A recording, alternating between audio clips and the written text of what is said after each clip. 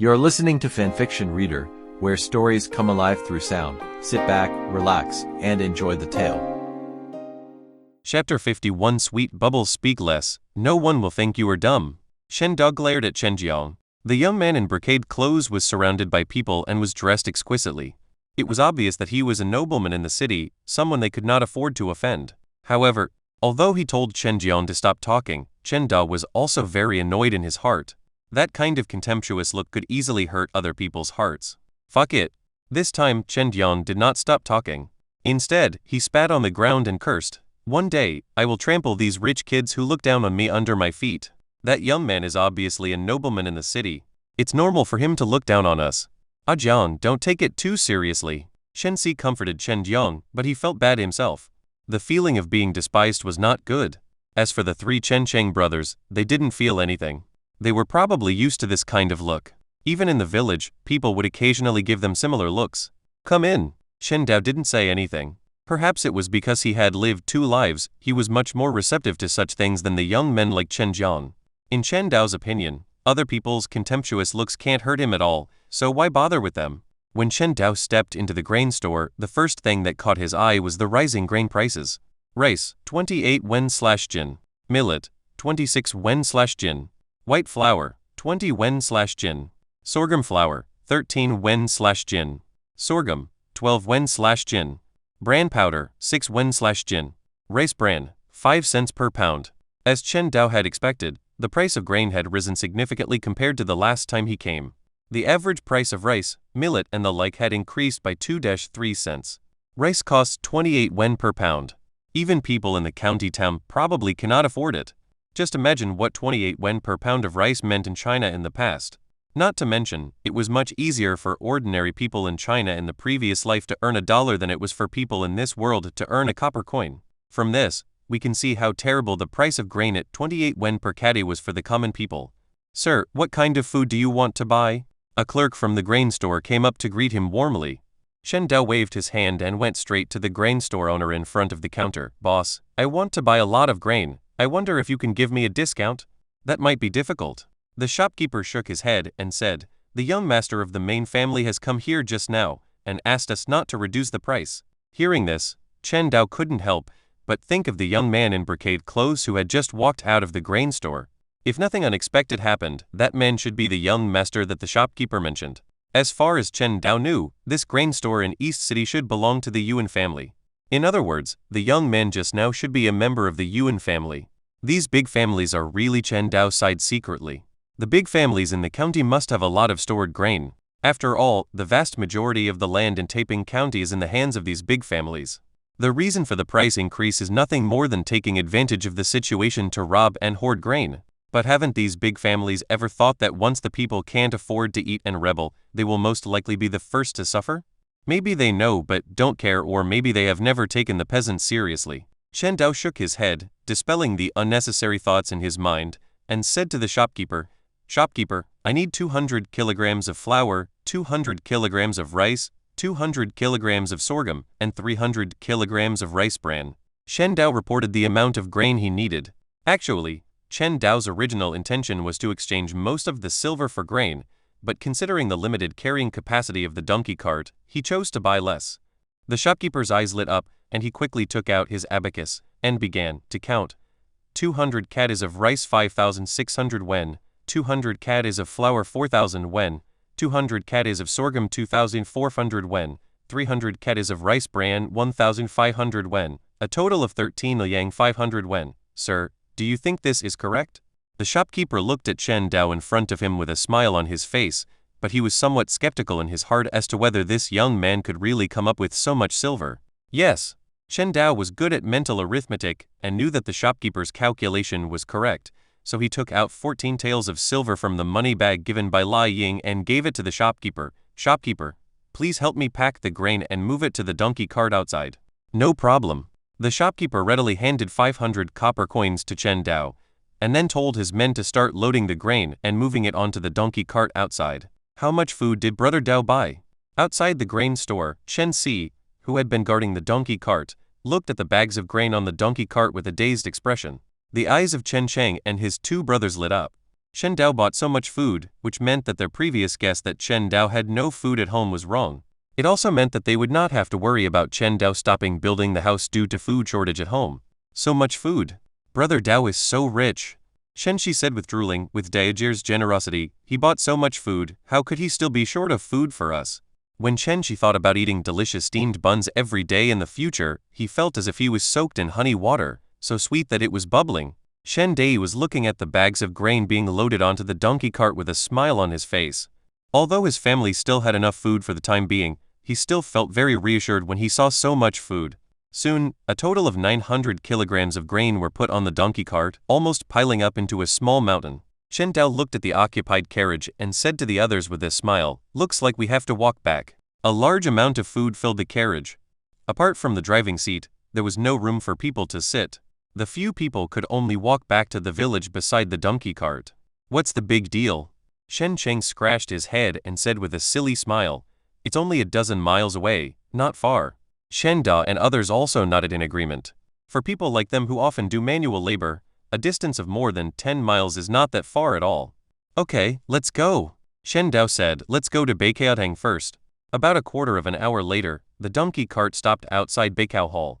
Shen Dao asked everyone to wait outside and walked into Beikao Hall. When I walked into Beikiaotang, I saw that the former shopkeeper Su Shihua was not there, and the person sitting behind the counter was Su Kioxi. Perhaps because there were not many customers, Su Kioxi was dozing off behind the counter, her arm supporting her cheek, revealing a piece of her snow-white wrist. Her pretty face was shaking, as if it was about to fall onto the table at any time, with a hint of crystal hanging on her lips. "Miss Su," Shen Dao called out softly, but Su Kioxi didn't respond at all. Seeing this, Shen Dao couldn't help but laugh. This girl was too unvigilant. The store was open and she fell asleep. Wasn't she afraid that someone would come in and steal things? "Miss Su."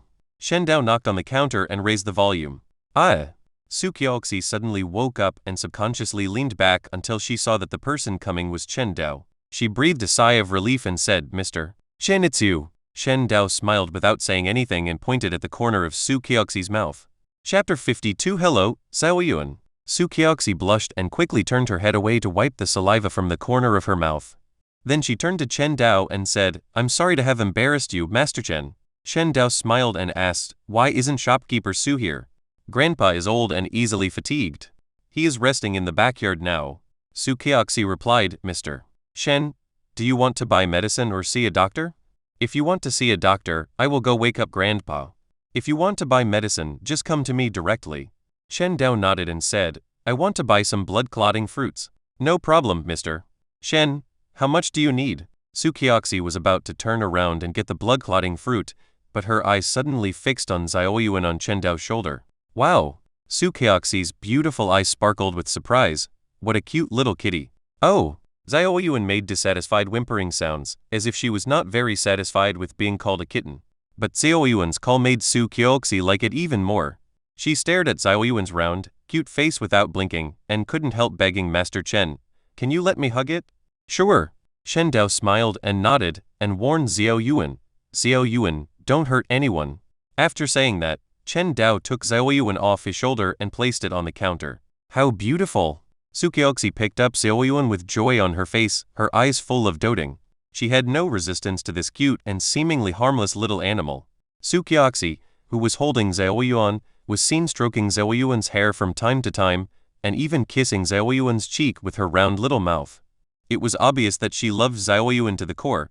After playing with Xiaoyuan for a while, Su Kioxi looked up and asked, "Mr. Shen, is it called Xiaoyuan?" Hello, Madoka." Su Kioxi's slender fingers lightly touched Xiaoyuan's moist nose, and the smile on her face never stopped. After playing with Xiaoyuan for a quarter of an hour, Su Kioxi finally remembered the important matter. She held Xiaoyuan in her arms and said to Chen Dao, "Mr. Shen, how many blood-clotting fruits do you need?" "As many as you can get," Shen Dao said proudly. "Ah?" Su Kioxi was stunned for a moment, and said, "We have quite a lot of blood-clotting fruits in our store." "Mr. Shen, are you sure you want them all?" "Sure." Shen Dao nodded seriously. The blood-clotting fruit he brought back last time had been almost used up after cultivating 8 blood-feather chickens and Xiaoyuan. Now Chen Dao was in urgent need of new blood-clotting fruits, and the more the better. Shen Dao, who still had more than 80 taels of silver in his hand, didn't worry at all about not being able to buy all the blood-clotting fruits in Beikeotang. Then let me help you see how many there are. Su Kyoxi reluctantly placed Xiaoyuan on the counter and walked into the backyard. Not long after, she came back with a package, put it on the table and said to Chen Dao, Mr. Chen, these are all the blood-clotting fruits in our store, a total of 150. Do you want to count them? No, I trust you. Chen Dao's simple words made Su Kyoxi feel a little warm in her heart. This feeling of being trusted by others is really good. It's 2 taels of silver and 70 coins. 1 coin equals 100 coins, right, Miss Su? That's right. After the transaction was completed, Chen Dao seemed to remember something and asked, Miss Su, have you heard of the herbs blood ganoderma, phoenix tail flower, iron heart bamboo, and bear blood flower? Chen Dao originally wanted to ask Lai Ying about these blood feather chickens and the materials for Xiaoyuan's advancement. After all, Lai Ying had a higher status in Taiping County and might know more. But after Lai Ying took him to see Lai Hu, Chen Dao gave up the idea of asking Lai Ying for information. He was an ordinary person who was not a warrior, and it would be easy for people to make associations if he kept asking about things like medicinal herbs. Therefore, Chen Dao had to settle for the second best and chose to ask Su Kyoxi at the pharmacy. Su Kyoxi frowned and thought for a moment before answering, Mr. Shen, of the herbs you mentioned, I've only heard of 3, blood ganoderma lucidum, phoenix tail flower, and bear blood flower. Oh? Shen Dao's eyes lit up. It was good to have 3 flavors. He quickly asked, excuse me, Miss Su, is it available in the store? No. Su Kyoxi gave a disappointing answer to Chen Dao. These 3 medicinal herbs are used by warriors. Our store cannot get them and we dare not sell them. After saying that, Su Kyoxi seemed to be afraid that Chen Dao didn't understand, and continued to explain, Mr. Shen, you don't know that in the entire Taiping County, all the medicinal materials used by warriors are monopolized by the 3 major families. Only the 3 major families can sell these medicinal materials. If other pharmacies that do not belong to the 3 major families sell these medicinal materials and the 3 major families know about it, the consequences will be disastrous. Isn't this too overbearing? Shen Dao said subconsciously. SHH. Su Kyoxi put her index finger on her rosy lips, glanced at the door, and said carefully, Mr. Shen, please don't say such things again. If others hear it, I'm afraid Su Kyoxi probably didn't say anything, but Chen Dao sensed the seriousness of the matter from her behavior. From this, we can see how much influence the 3 major families have in Taiping County. The people don't even dare to say a word about them. What's the difference between this and a local emperor? Shen Dao was a man of taste, and he didn't have the guts to criticize the 3 major families. As for going to the pharmacy run by the 3 major families to buy advanced materials, the advancement of blood feather chicken and Xiaoyuan is not urgent at the moment.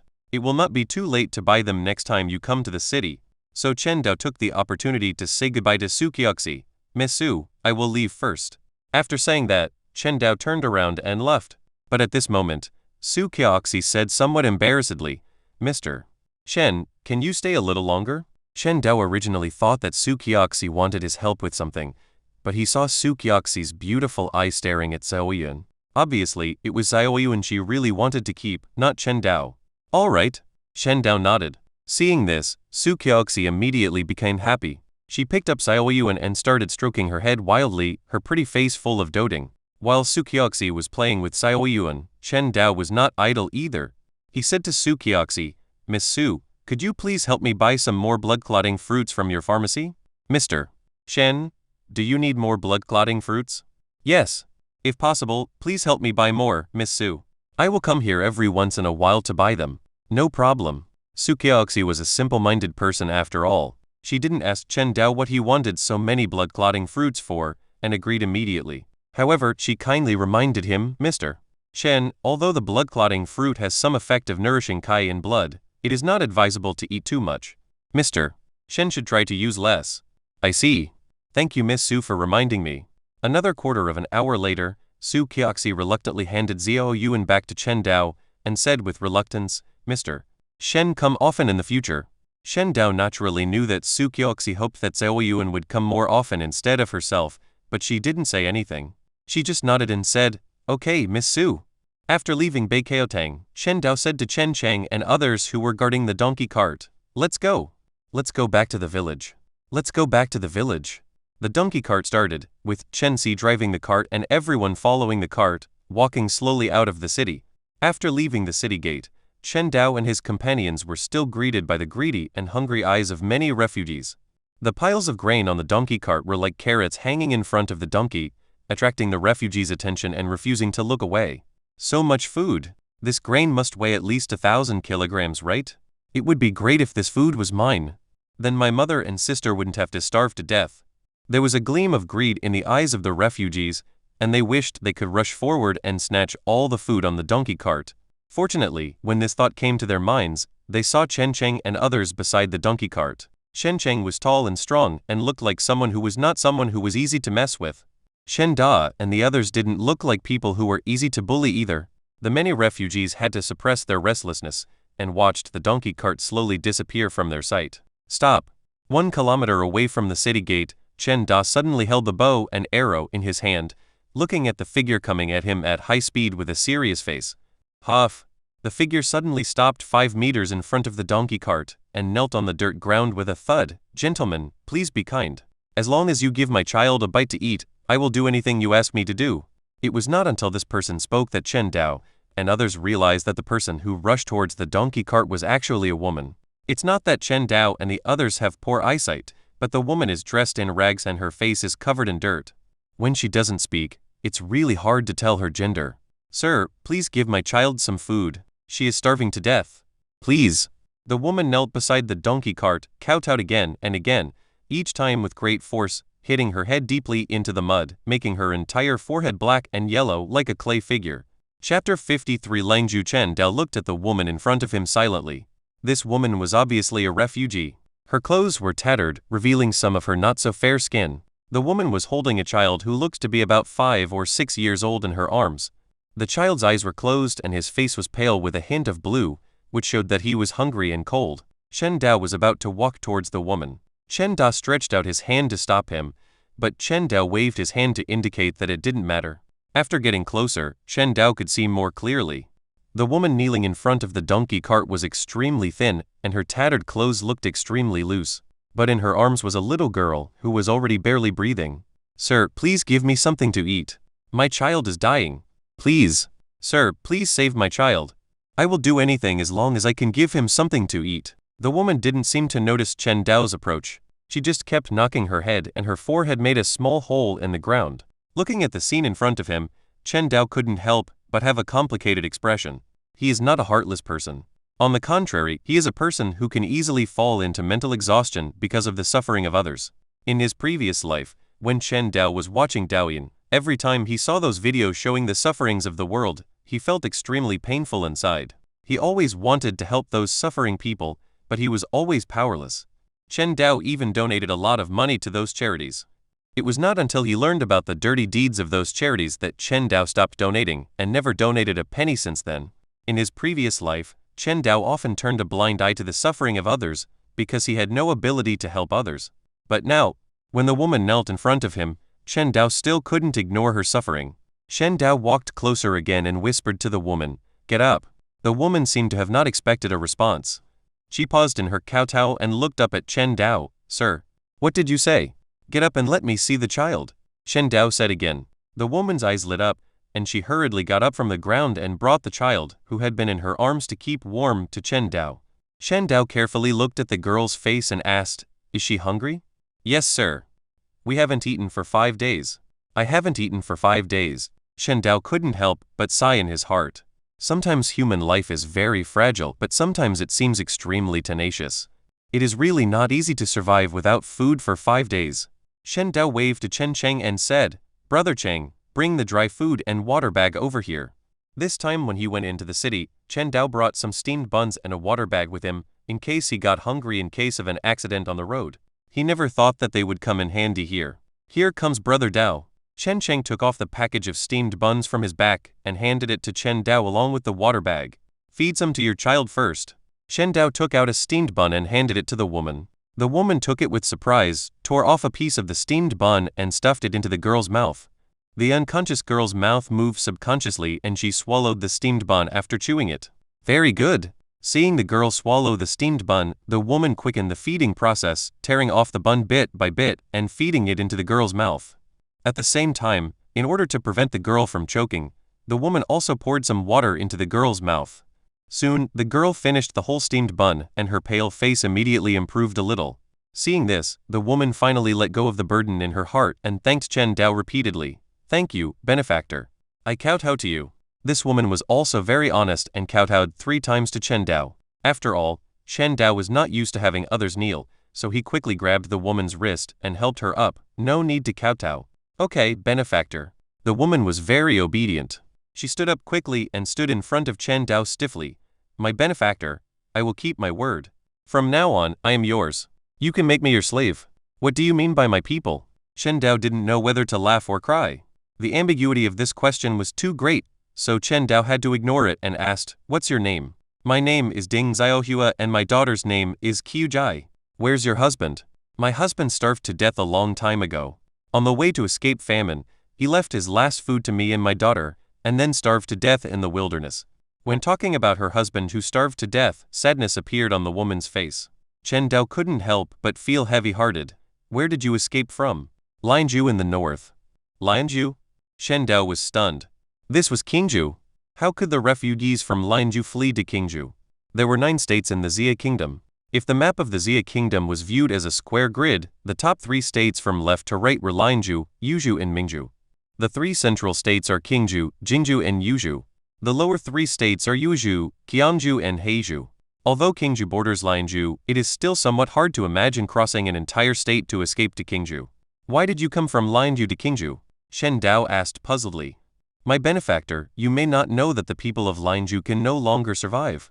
Ding Xiaohua said with a sad face, "Every year, Lianzhou has to conscript men to go to the battlefield. All families with males cannot escape the government's conscription. In addition, the weather is cold and the fields can't grow food. There are not enough males in the family.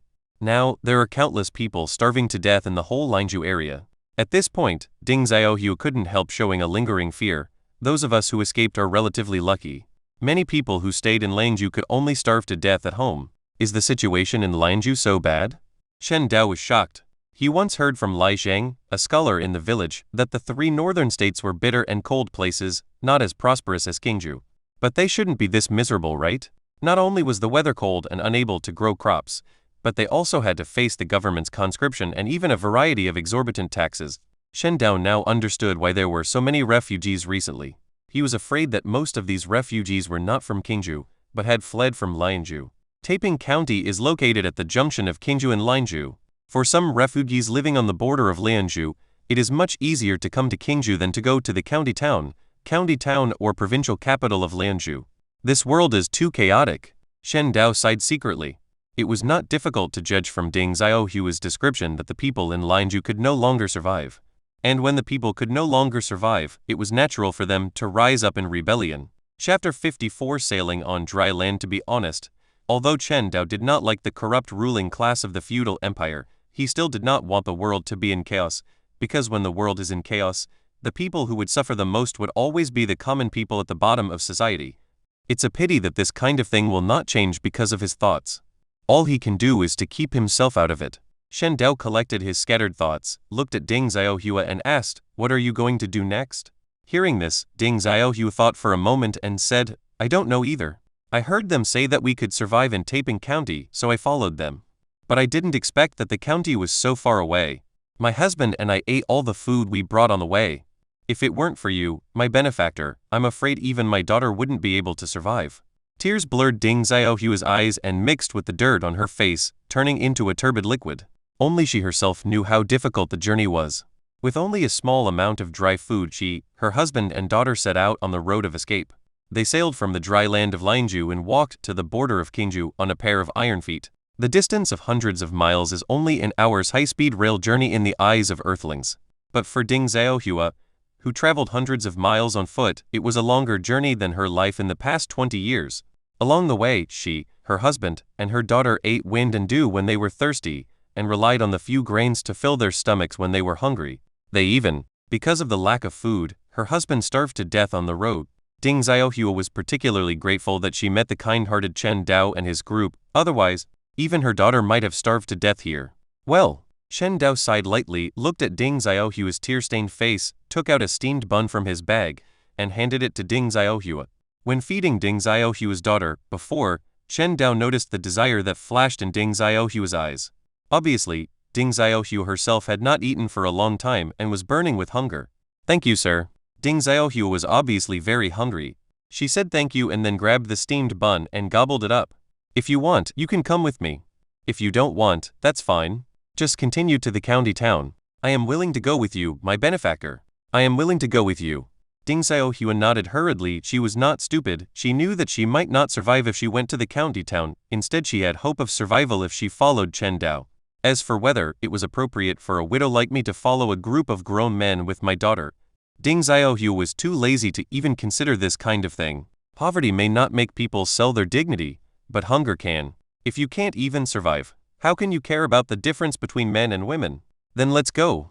The donkey cart started again, and the heavy cargo on the cart pressed deep ruts on the dirt road. Chen Da, Chen Cheng and others guarded the left and right sides of the donkey cart, always keeping an eye on any movement in the woods nearby. Ding Xiaohua followed the crowd with her daughter on her back, her eyes shining, as if she saw hope of survival. Oh! After walking for a while, Xiaoyuan on Chen Dao's shoulder suddenly made a sound. Chen Dao, who was with Xiaoyuan day and night, noticed that Xiaoyuan's cry was different this time and immediately signaled everyone to stop. At the same time, figures appeared one after another in the woods on the right side of the official road. It's the thieves hiding in the woods. Chen Da stared sharply to the right, feeling heavy in his heart. When taking the official road, the most feared things are the bandits hiding in the forest. These bandits may not be very powerful, but they are very good at robbing goods. They regard the convoys transporting goods as prey and specifically target the convoys with more wealth and goods. The group of bandits that appeared at this time were obviously eyeing the food on the donkey cart that he and others were carrying. Shen Cheng and others also looked nervous and a little uneasy. This was the first time they encountered these thieves, known as Lin bandits, on the official road. In the sight of several people, more and more figures appeared from the woods and soon exceeded double digits. The weapons of these forest bandits were varied. Some held wooden sticks with iron or stone gun heads attached to the front. Some held knives. Of course, some held the most rudimentary weapons such as stones and wooden sticks. Those guys. A bearded man walked out of the crowd and said with a smile, "Give us half of the food on the cart and leave that woman behind, and I will let you go." That's right. Leave half of the food and the women behind, and you can leave safely. Hand over half of the food on the cart, or don't blame us for being rude. Leave half of your wealth behind. The other minions loudly echoed the bearded man's words. If they were not forced to do so, they would still be unwilling to fight with Chen Dao and his gang. After all, Chen Cheng was really intimidating.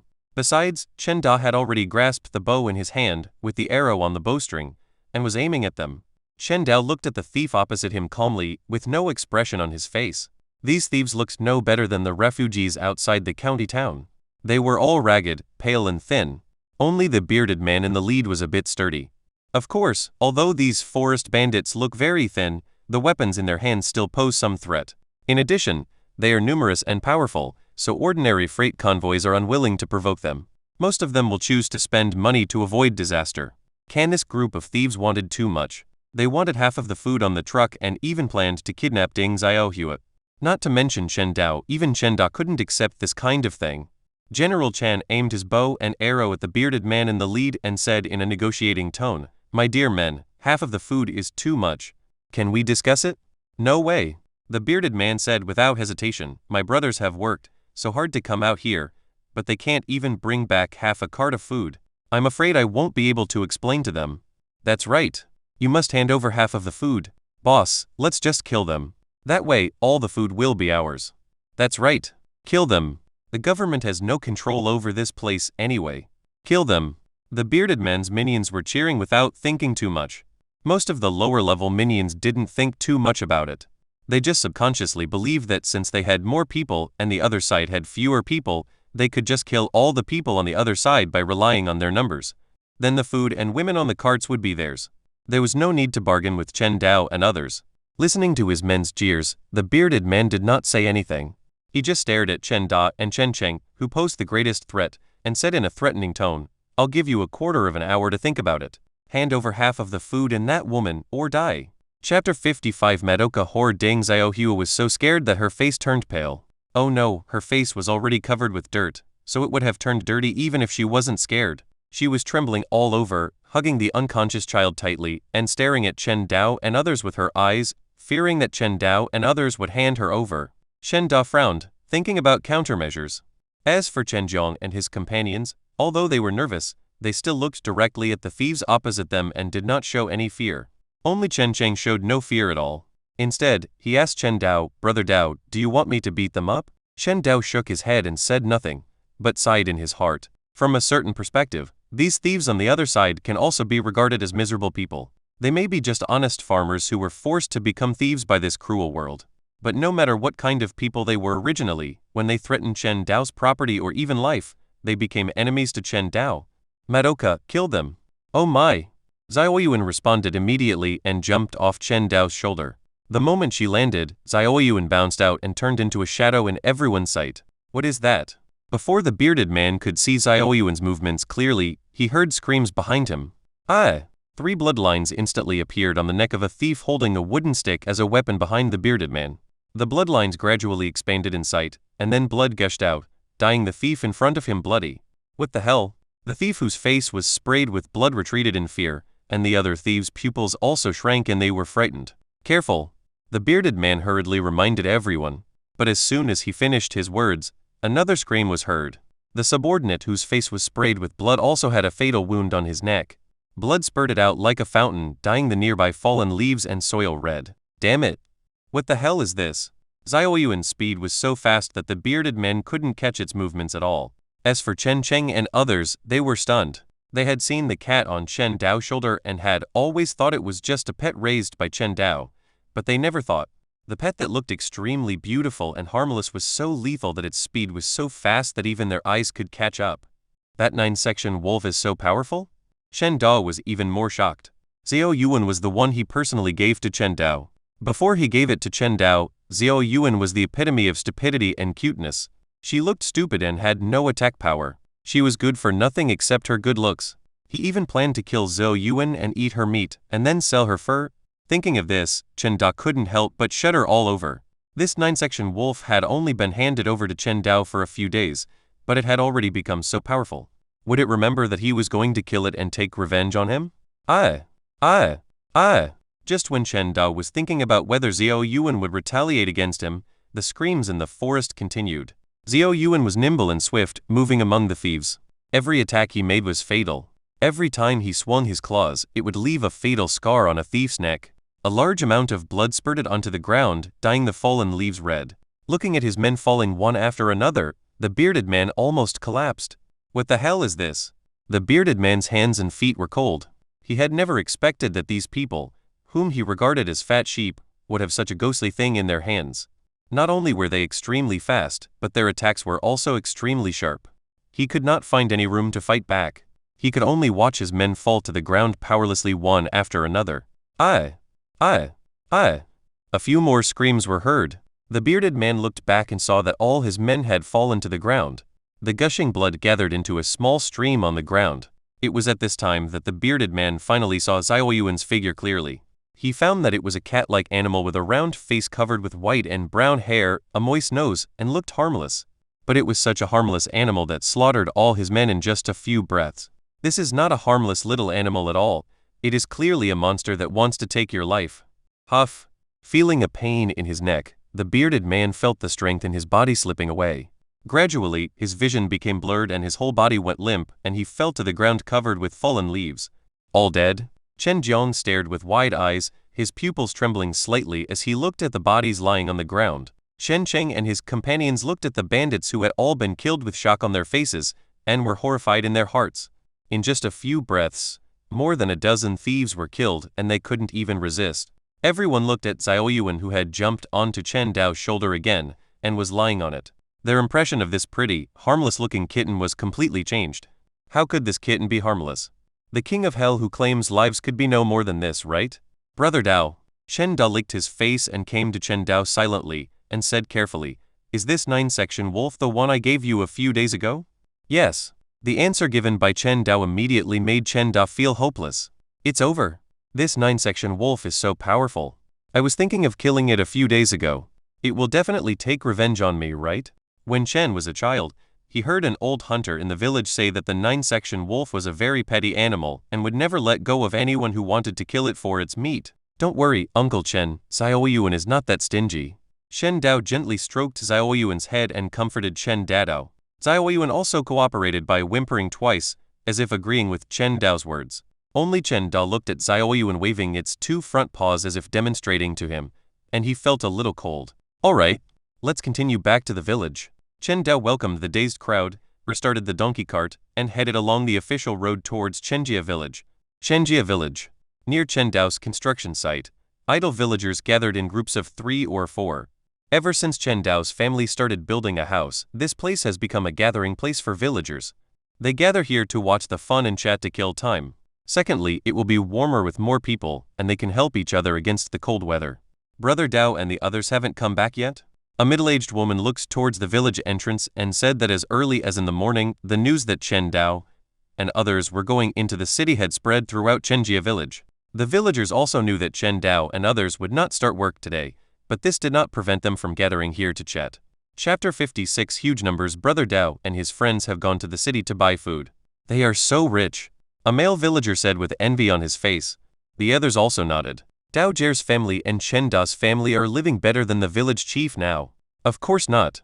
Even Chen Chang and his fat-bellied men can eat white flour buns every meal. How can the village chief's family eat this every meal? Daoji's family is living a life like a god. I wonder how much food Brother Dao will buy this time. The villagers' conversations always revolved around the wealth of Chen Dao's family. When they talked about Chen Dao's family, their faces were full of longing and envy. But even though they are envious, after so many days, the villagers have probably gotten used to it.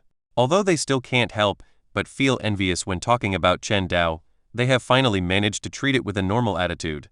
However, their sense of calmness will soon disappear. Just as everyone was chatting, a donkey cart slowly drove towards the village entrance. Looking at the grain bags piled up like a mountain on the cart, the villagers who were watching the fun almost turned green with envy. Isn't that the village chief's donkey cart? Yes. There was a scar on the donkey's forehead.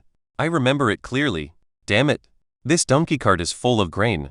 How much grain is this? Those food bags down there are obviously rice. Damn, there are so many bags. How much rice are there? Look at the ruts, they're so deep they're almost sinking into the ground. I estimate there must be more than 1,000 kilograms of grain. I think it's at least 2,000 pounds. Too little. At least 3,000 pounds. The villagers' speeches were quite reminiscent of those during my country's Great Leap Forward period. They never stopped saying shocking things. If they said 1,000 kilograms, that was a bit credible, but if they said 2,000 kilograms or 3,000 kilograms, that was really outrageous. If you put 3,000 kilograms of grain on this wooden donkey cart, it will fall apart in a matter of minutes and the wheels might even be broken. Even if it doesn't fall apart, I'm afraid that this load-bearing capacity is not something a donkey can possess. The reason for such shocking remarks is that the villagers spoke without thinking due to extreme shock. At this moment, every one of the villagers had their eyes fixed on the donkey cart, as if they were looking at a mountain of gold and silver. From a certain perspective, the food on the donkey cart is indeed as precious as mountains of gold and silver to the villagers, or even more precious than gold and silver. After all, in this era, having no money is nothing. Having no food at home is the real way to starve to death. Brother Dao. The young man named Chen Gu couldn't help but come to the side of the donkey cart next to Chen Dao and asked with salivating eyes, "Are you going to empty the grain store in the county?" Brother Gu is joking. Chen Dao smiled and responded, "I only bought 900 kilograms of grain. How can I empty the grain store? 900 pounds. Shen Gu was like being struck by lightning, his whole body froze. 900 kilograms of food was already an astronomical figure for him, but Chen Dao even used the word but. These are just two words, coupled with the figure of 900 pounds, made Chen Gu almost unable to resist punching Chen Dao in the face. It was so damn infuriating. It's actually 900 kilograms. Isn't Daoji's family too rich? The landlords don't even have that much food at home. Look at those big-bellied men of Chen Cheng. Their mouths are almost crooked from laughing. Brother Dao bought so much food. How can we still miss out on their food? The three Chen Cheng brothers really spent a lot of money. They followed Brother Dao and ate a lot every day, with their mouths full of oil. I also want to work with Daojier. Why does Daojier look down on me? I want to marry Daojier. I want to eat steamed buns every day. Under the envious gaze of the villagers, the donkey cart slowly stopped in front of Chen Da's house. Squeak. Lai Ping and He Qiulian, who had heard the noise a long time ago, opened the front door and said with a smile, "Are you back?" Chen Dao nodded and said to Chen Cheng and the others, "Brother Cheng, Please help me move the food in. Look at what you said, Brother Dao. This is nothing but trouble. Shen Cheng was always the most active worker. He started to move food with his two brothers. Shen Da, Chen Jiang and Chen Si also joined them. As for Chen Dao, he naturally didn't need to do this kind of work. Brother Dao, how much food did you buy? Lai Ping looked at the bag after bag of food being moved from the car into the house and couldn't help asking. Even He Willian was staring at Chen Dao, waiting for his answer. A total of 900 kilograms. Shen Dao finished speaking. Lai Ping and He Willian instantly fell into a state of stiffness. What is the concept of 900 kilograms of food? In a peaceful year, this number is not too big, just about the harvest of 3 acres of land, but in this year, 900 kilograms of grain, that is a huge number. It is no exaggeration to say that if all the grain stored by the more than 100 households in Chenjia village is added together, it may not be as much as 900 kilograms, and this includes rice bran, wheat bran, etc. And Chen Dao went to the county town and brought back so much food. I originally wanted to buy one weighing 2,000 to 3,000 kilograms, but the donkey cart couldn't hold it all, so I could only buy 900 kilograms. Shen Dao's additional words instantly caused Lai Ping and He Willian's brains to fall into a more prolonged state of shutdown. 3,000 kilograms of grain. This is a number that the two women had never dreamed of. Daoer, where do you get the money to buy so much food? Lai Ping asked subconsciously. Don't ask me about this, mother. I have my own way. Shen Dao smiled and perfunctorily passed by, then stepped aside to reveal Ding Xiaohua behind him. Mom, let me introduce you. This is Ding Xiaohua. She escaped from Qingzhou. I felt sorry for her, so I brought her back. After hearing Chen Dao introduce herself, Ding Xiaohua hurried forward and said nervously, "Meet my aunt." From the conversation between Chen Dao and Lai Ping, Ding Xiaohua already knew Lai Ping's identity. She was Chen Dao's mother. The Xia kingdom ruled the world with filial piety, and the mother played a very important role in the family. Therefore, when facing Lai Ping, Ding Xiaohua was very afraid that Lai Ping would be dissatisfied with her and drive her away. If Ding Xiaohua can't stay at Chen Dao's house, then she will have nowhere to go and can only try her luck in the county town. A refugee from Qingzhou? Lai Ping frowned and looked at Ding Xiaohua in front of her. She saw that the woman was wearing tattered linen clothes and was covered in dirt. Even her face was covered in dust and dirt. She was carrying an unconscious child on her back, which made people feel sympathy for her. Chapter 57 Never experienced before. Lai Ping didn't mind Ding Xiaohua's dirtiness at all. She took a step forward, held Ding Xiaohua's hand, and said distressedly, "Girl, are you from Lanzhou?" "I fled here from Lanzhou with my men." Ding Xiaohua nodded and told the story of her escape. After listening to it, not only Lai Ping was moved, but even He Willian couldn't help feeling a little sad. Carrying only a small amount of food, they traveled hundreds of miles from Lanzhou to Taiping County. Even if one thinks with their toes, one knows how difficult the journey was. Even Ding Xiaohua's husband starved to death on the road. It is hard to imagine how Ding Xiaohua, after her husband starved to death and having lost the person who supported her, could walk the rest of the journey with a child on her own. It's really not easy for this girl.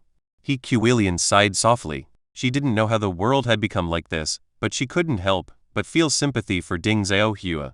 Lai Ping did the same. She held Ding Xiaohua's hand tighter, as if to lend her some strength. "Girl, go take a shower first. We will take care of the child." "Thank you, Auntie."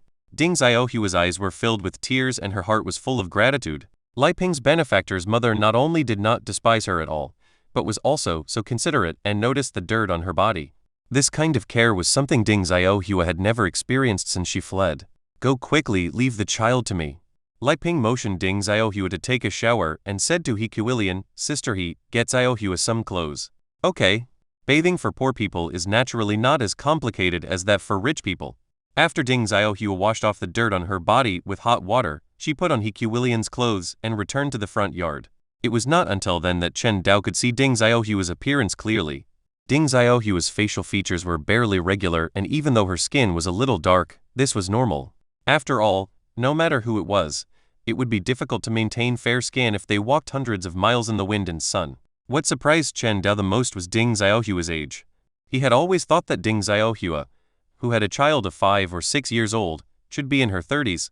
But now, looking at her slightly immature face, she might not even be 20 years old. Chen Dao thought about it and decided to call Ding Xiaohua's sister. "Sister Ding, how old are you?" "My benefactor, I am 20 years old this year." Shen Dao opened his mouth and had a deeper understanding of early marriage in this world. At the age of 20, he had a child of 5 or 6 years old. Doesn't that mean Ding Xiaohua got married at the age of 14 or 15 and successfully gave birth to a child? This marriage age and childbearing age, Shen Dao's mouth twitched. People in this world get married too early, don't they? Getting married before the age of 15 and having a child, this kind of thing was unthinkable in the previous life. Let's eat first. At this time, Lai Ping, who saw that Chen Cheng and others had already moved the food, called out to everyone and signaled for them to eat. When Ding Xiaohua, the three Chen Cheng brothers, Chen Si, Chen Jiang, and others heard about the meal, their eyes all lit up. Let's eat! Everyone rushed into the kitchen only to find that although Mr. Chen's dining table was large, it couldn't accommodate so many people.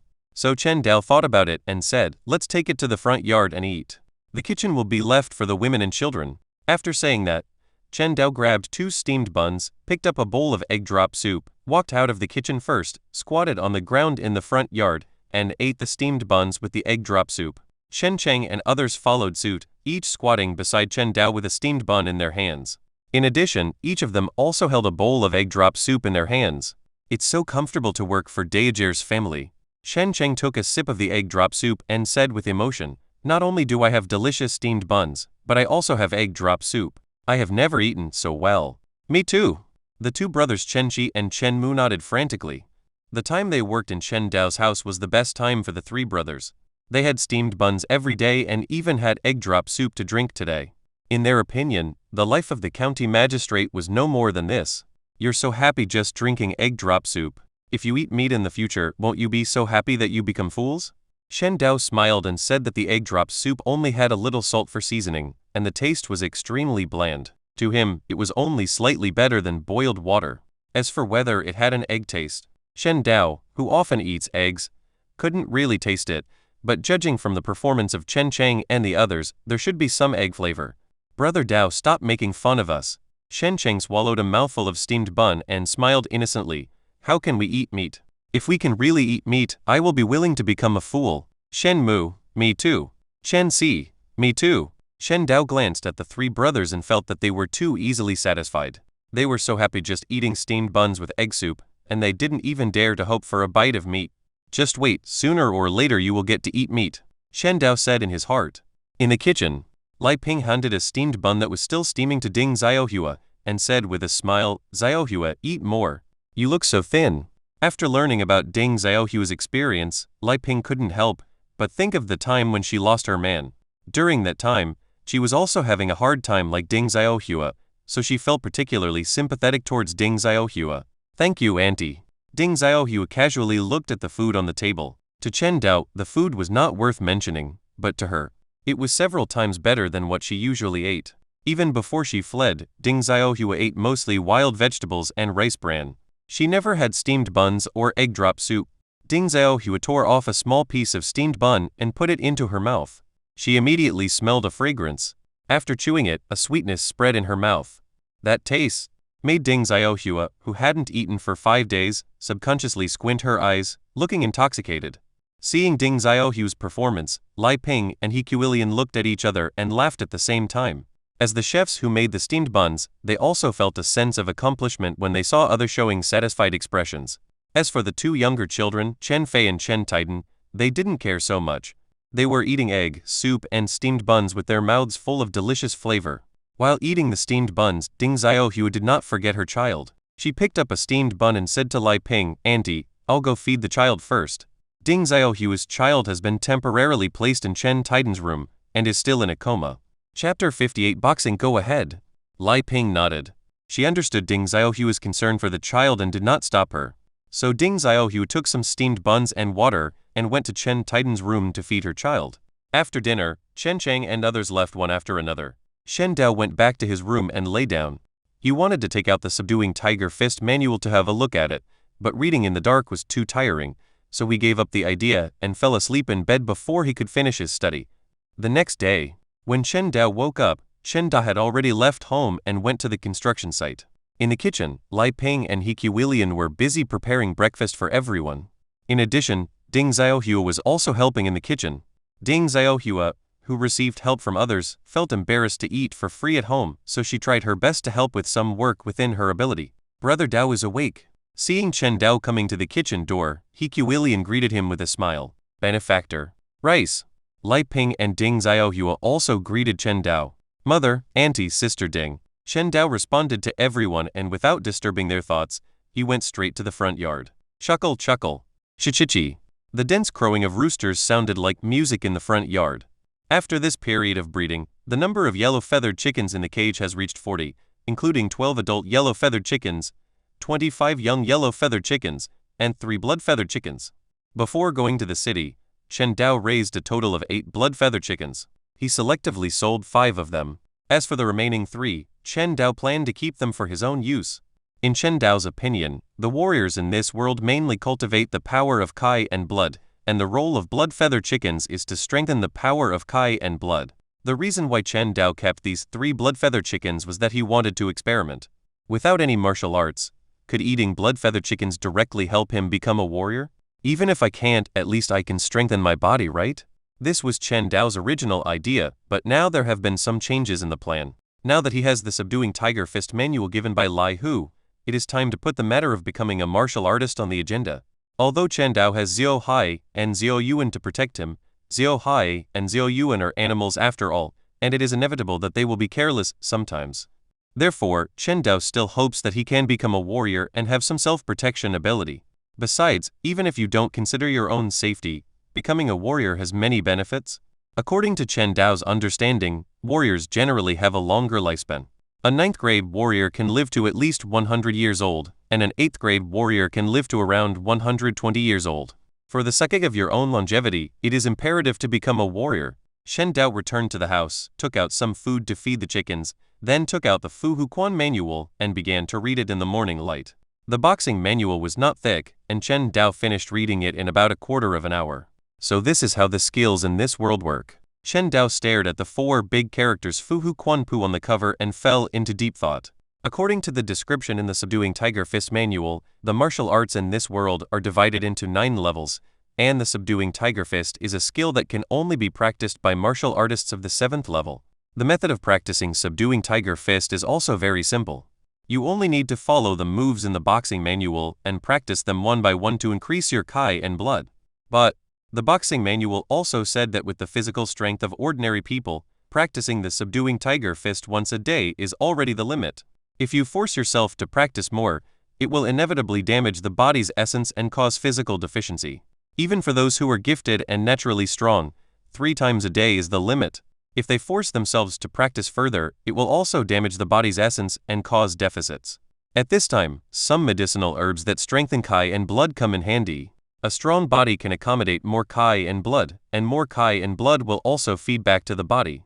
After using herbs that strengthen Kai and blood, one's own Kai and blood are nourished and fed back to the body, which will then be able to perform exercises with greater intensity. After doing this continuously, Kai and blood will increase again, forming a positive cycle. So, this is why both martial arts and resources are indispensable in this world, and resources are even more important than martial arts. Chen Dao finally understood why Lai Hu said that the martial arts skills were worthless, because even if you give the Subduing Tiger Fist to an ordinary person to practice, he will not be able to become a martial artist. The energy and blood gained by practicing the Subduing Tiger Fist once is very weak, and an ordinary person can only practice it once a day. After practicing for a year or 2, the energy and blood gained is probably far from that of a 9th grade martial artist. Only those rich kids and higher-ranking officials who have no shortage of resources have enough resources to become warriors. However, this martial art is almost impossible for ordinary people to practice, but Chen Dao doesn't need to worry about it at all. Although he didn't have any medicinal herbs to strengthen his Kai and blood, he had blood-feathered chicken. Lai Hu's performance when eating chicken blood has proved that even if it is just chicken blood, the effect of the blood-feathered chicken is better than the medicinal materials used by ordinary warriors. From a certain perspective, the blood-feather chickens Chen Dao possesses are endless, which is equivalent to having endless resources for practicing martial arts. Is he still afraid that he cannot become a warrior? Try this Subduing Tiger Fist first. After Lai Ping and others carried their rice buckets out to feed Chen Cheng and others, Chen Dao stood up from the threshold and tried to perform the Fu Huquan. The fighting style of the Subduing Tiger Fist is far more advanced than those turtle fists in his previous life. Each move consumes a lot of physical strength. In a short while, Chen Dao was out of breath, with sweat dripping from his forehead. After finishing a round of Subduing Tiger Fist, Chen Dao looked like he had been fished out of the water. Not only were his clothes soaked, but his face was extremely pale and it seemed like he might faint at any time. No wonder Lai Hu reminded me that with my body, I can only practice the subduing tiger fist once a day, Shen Dao muttered to himself breathlessly. His body was severely deficient and thin due to long-term malnutrition. After a round of subduing tiger fist, he felt as if his whole body was hollowed out and he didn't even want to move a finger. I can't feel whether the energy and blood power has increased. Chen Dao tried to sense the situation inside his body, but found out he couldn't sense anything at all. Is it because the increase is too small that I don't feel anything? Shen Dao pondered for a moment, walked to the chicken coop, and took out a blood-feathered chicken. Then he brought the blood-feathered chicken to the kitchen, picked up a kitchen knife and cut the blood-feathered chicken's throat. Cluck, cluck, cluck. The blood-feathered chicken let out the last wail of its life, and blood fell and gathered in the bowl that Chen Dao had prepared long ago. After collecting the chicken blood, Chen Dao temporarily placed the blood-feathered chicken's body in the kitchen and went to the front yard with the bowl. Chapter 59 Chicken Blood. Chen Dao thought about it and took a sip of blood. What surprised Chen Dao was that the chicken blood tasted pretty good. The smell is very light and tastes a bit sweet. Shen Dao smacked his lips, feeling the taste of chicken blood. The next moment, he felt a warm current rising in his stomach. This warm current spread from the stomach to his limbs. Shen Dao felt warm all over and very comfortable. The exhausted physical strength seems to be recovering rapidly. Shen Dao felt it carefully.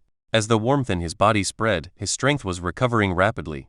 In a short while, Chen Dao felt that he could perform the subduing tiger fist again. The effect of this chicken blood is so good. Shen Dao's eyes lit up and he quickly got into position and continued to practice the tiger subduing fist. After finishing a round of subduing tiger fist, Shen Dao began to pant again. Sweat soaked his clothes and dripped onto the ground. More chicken blood. Shen Dao picked up the bowl beside him and took a big sip of chicken blood. The familiar warm current rose from the stomach again. This time it was much stronger than the last time, making Chen Dao's exposed skin red like a cooked crab. Keep punching. Drinking chicken blood, doing boxing, drinking chicken blood, doing boxing. Chen Dao fell into an endless cycle of boxing practice.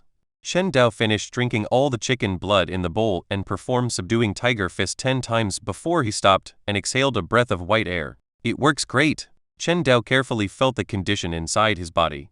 He couldn't know the specific increase of his cayenne blood and could only feel it vaguely. However, the condition of his body was very obvious.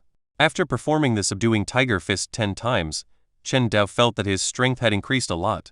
In the past, he even had difficulty lifting a bucket of water, but now Chen Dao felt that he could lift 2 buckets of water in one breath. At this rate, it won't take long before I can become a 9th grade warrior. The symbol of a 9th grade warrior is that each arm has a strength of 200 kilograms. Shen Dao is still a little far from this distance. According to his own guess, his current arm strength is at most about 40 kilograms, which is not even as good as the average arm strength of adult men in his previous life 20-30 kilograms. However, Chen Dao was not discouraged. After practicing the tiger subduing fist 10 times, his frail body had acquired arm strength close to that of an adult male in his previous life. He only needed to practice the tiger subduing fist diligently and combine it with blood-feather chicken blood and blood-feather chicken meat, and becoming a warrior was only a matter of time. I wonder how effective the blood-feather chicken is.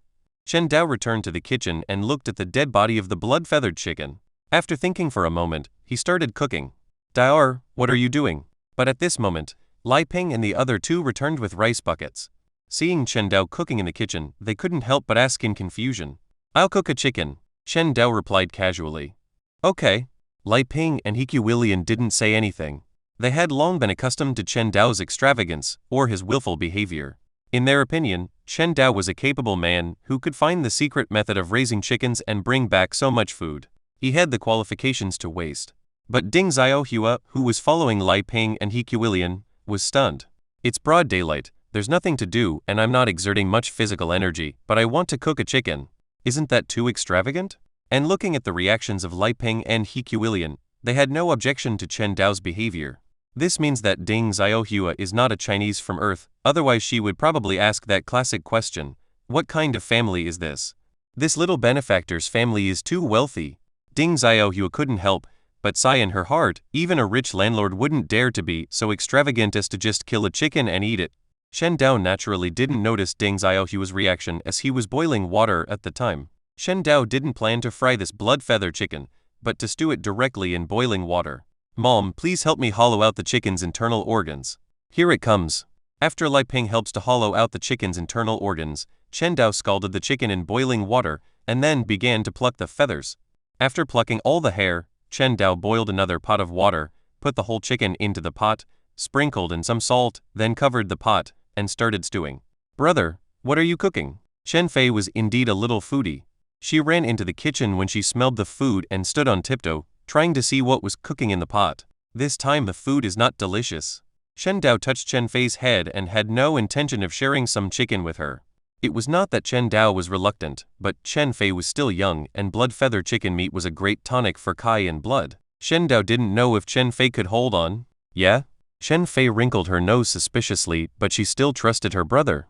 After hearing Chen Dao say that the food was not delicious, she quickly ran out of the kitchen and returned to the front yard to play with Xiaoyu and with Chen Titan. About half an hour later, Chen Dao opened the lid of the pot, and immediately a rich aroma of meat filled the entire kitchen and even spread outside the kitchen. "The chicken stewed with rice is so delicious," Lai Ping, who was chatting with Ding Xiaohua and He Qiulian in the living room, said with a smile. Ding Xiaohua and He Qiulian nodded at the same time. Ding Xiaohua even swallowed her saliva. For her, who had gone without food for 5 days and felt hungry and burning in her stomach, the smell of meat was extremely attractive. Fortunately, Ding Xiaohua had 2 full meals since she moved into Chen's house yesterday, so she did not lose her composure. "This chicken is really special." In the kitchen, Chen Dao opened the lid of the pot and observed the chicken in the pot. He saw that the chicken of the blood feather chicken was completely different from ordinary chicken. After being cooked, it turned red and even the soup turned red. No wonder it has such a good effect in nourishing Kai and blood. Chen Dao took the chicken out of the pot and put it on a plate. Chen Dao did not intend to waste the chicken soup. He planned to give it to his family and Chen Cheng and others who were working to taste. "Mom, try this chicken soup." Chen Dao walked out of the kitchen and served a bowl of soup to Lai Ping, He Qiulian, and Ding Xiaohua respectively. The 3 of them took the soup and drank it in one gulp. "It tastes great." Lai Ping nodded and gave an affirmative answer. Although this chicken soup was cooked with clear water and at most a little salt, it had a strong meaty flavor. "It's delicious." Ding Xiaohua's evaluation was even simpler and more direct. To her, everything that tasted like meat was the most delicious food in the world. "It's really delicious." He Qiulian also gave a positive review. Shen Dao asked, "Do you feel anything special after drinking the chicken soup?" A special feeling. Lai Ping frowned and thought for a moment before answering. "It seems that after drinking the soup, my body has warmed up a little and I am not so cold anymore." Chapter 60. It smells so good. "Me too." Ding Xiaohua and He Qiulian also gave similar answers. This chicken soup was indeed quite peculiar. The soup was light red in color. After drinking it, the coldness in the body seemed to be dispelled, and the whole body felt warm as if one was in a warm winter. "Really?" Chen Dao looked thoughtful. It seemed that the chicken soup had only a slight nourishing effect, far inferior to chicken blood. He just didn't know how effective the chicken would be. "Mom, there is some chicken soup in the room. You can give it to Uncle and the others to try." "Let me do it." Ding Xiaohua stood up actively, went into the kitchen, picked up the wooden bucket containing soup, then went out and headed straight for the construction site. Chen Dao tore off a fragrant chicken leg and started cooking. Although only a little salt was added to the stewed chicken for seasoning, it was still very soft and tender after stewing for half an hour, and had a rich meaty aroma that made Chen Dao's mouth water. Soon Chen Dao ate all the meat on the chicken leg. At this moment, a warm current rose in Chen Dao's stomach, but this warm current seems to be different from chicken blood. Chen Dao carefully felt the changes in his body. When he drank the chicken blood, his body reacted greatly. He could feel that the blood in his body seemed to be boiling, making him eager to vent the excess energy in his body. The feeling of eating chicken is completely different from that of chicken blood. Although it can also produce a warm current in the body and nourish Kai and blood, the effect is not as strong as that of chicken blood. It seems to nourish the body slowly and silently. Chen Dao continued to eat the stewed chicken. As he had just fought, he had consumed a lot of energy and his appetite was great. In a short while, he had finished the whole chicken. As he finished eating the whole chicken, the warm current in Chen Dao's body became stronger, but the effect was relatively mild. It just made Chen Dao feel warm all over, not like chicken blood, which made people have the urge to release all their energy immediately. It seems that the nourishing effect of chicken is relatively mild, and it is a gradual nourishment. Chen Dao pondered for a while and went to the bathroom to take a shower. While Chen Dao was taking a shower, Ding Xiaohua had already arrived at the construction site, carrying a wooden bucket and saying to Chen Dao, "Uncle Chen, this is the chicken soup that my benefactor made." He asked me to bring it to you to try. Upon hearing this, Chen Da immediately shouted, asking Chen Cheng and others to stop what they were doing and gather around Ding Xiaohua. Uncle, what's the matter? Shen Cheng asked, scratching his head. Good. Shen laughed and said, Brother Da made some chicken soup and asked Xiaohua to bring it over for you to try. Chicken soup. The eyes of the three Chen Cheng brothers Chen Si and Chen Jiang all lit up. At the same time, Ding Xiaohua also opened the lid of the wooden barrel. As the lid was opened, a rich fragrance wafted out, and Chen Cheng and others immediately began to salivate. The villagers who were watching the excitement not far away were twitching their noses and swallowing saliva violently. What's that smell? It smells so good. I remember this smell, it's the smell of meat, there's no mistaking it. Meat? Dao Jie's family gave them meat to eat? Isn't this too extravagant? How rich is Dao Jie's family? They are willing to give meat to those who help with the work. I can't remember the last time I ate meat. Mom, I want to eat meat too. Eat shit. Get out of the way. Of course, the villagers' guess was wrong. The food that Chen Dao gave to Chen Cheng and others was not meat, but chicken soup. But even chicken soup is enough to make Chen Cheng and others salivate. Looking at the soup with a hint of oil and a strong meaty aroma floating in the wooden barrel, Chen Cheng couldn't help but swallow his saliva and said, Brother Dao is so good to us. Not only does he provide us with steamed buns, but he also gives us meat soup to eat. Shenchi and Chen Mu nodded frantically. Shen Dao was really nice to them. Usually they couldn't even get enough rice bran, but since they started working for Chen Dao, they had steamed buns every day and never went hungry. They also had egg soup from time to time, and now they even had chicken soup. More than 90% of the villagers in the village suffer from this kind of life. Drink it while it's hot. Ding Xiaohua smiled, took out a bowl, and served each person a bowl of chicken soup. Shen Cheng took the first step to take a bowl of chicken soup. He smelled the rich meaty aroma in the bowl, but he was reluctant to drink it all in one gulp. Instead, he took a small sip. As the chicken soup took a sip, the meaty aroma that he hadn't felt for many years spread in his mouth, stimulating Chen Cheng's taste buds. It smells so good. Chen Cheng couldn't help but admire. Others also drank the soup and praised it highly. Even Chen Si and Chen Jiang had satisfied looks on their faces. For them who had only eaten staple food all year round, even a bowl of chicken soup with the aroma of meat was enough to make them feel satisfied. Everyone sipped the soup in small sips with happy looks on their faces. Xiaohua, have a bowl too. Shen Dan noticed the eager look on Ding Xiaohua's face and hurriedly spoke to her. I still don't want to drink. Ding Xiaohua said a little embarrassedly, there's not much chicken soup here. You guys who do the hard work have to eat it first. Ding Xiaohua, who came from a rural background, naturally knew that men who did hard work needed to eat more. Although there was no chicken in the chicken soup, it at least had the aroma of meat, which could help men regain some strength. Shen Da ignored Ding Xiaohua's refusal and directly served a bowl of chicken soup and stuffed it into Ding Xiaohua's hand. Uncle Ding Xiaohua was touched when she received the chicken soup. Both Chen Dao, who saved her, and Chen Da's family were so kind to her. She felt the warmth she had never felt before after walking hundreds of miles to Qingzhou. Drink it. Thank you, uncle. Ding Xiaohua did not continue to refuse, but picked up the chicken soup and drank it slowly. This chicken soup is really good. At this time, Chen Cheng finished drinking the chicken soup in the bowl and smacked his lips and said, after drinking it, I feel warm all over, and it seems that I have gained a lot of strength. Me too. Chen Shi and Chen Mu nodded frantically, just like Chen Cheng's yes men. If I could eat steamed buns and drink chicken soup every day, I think it would be worth dying for. Shen Cheng said again. Brother Cheng, you want to live the life of a landlord. Shen Jiang said in a joking tone. Eating steamed buns and chicken soup every day, even landlords and rich people can't live like this. Haha. Everyone laughed. Soon, after drinking the chicken soup, everyone continued to work with full energy. Ding Xiaohua carried the wooden barrel back to Chen's house and sat in the living room chatting with Chen Dao and others. Mother. But at this moment, a faint voice was heard.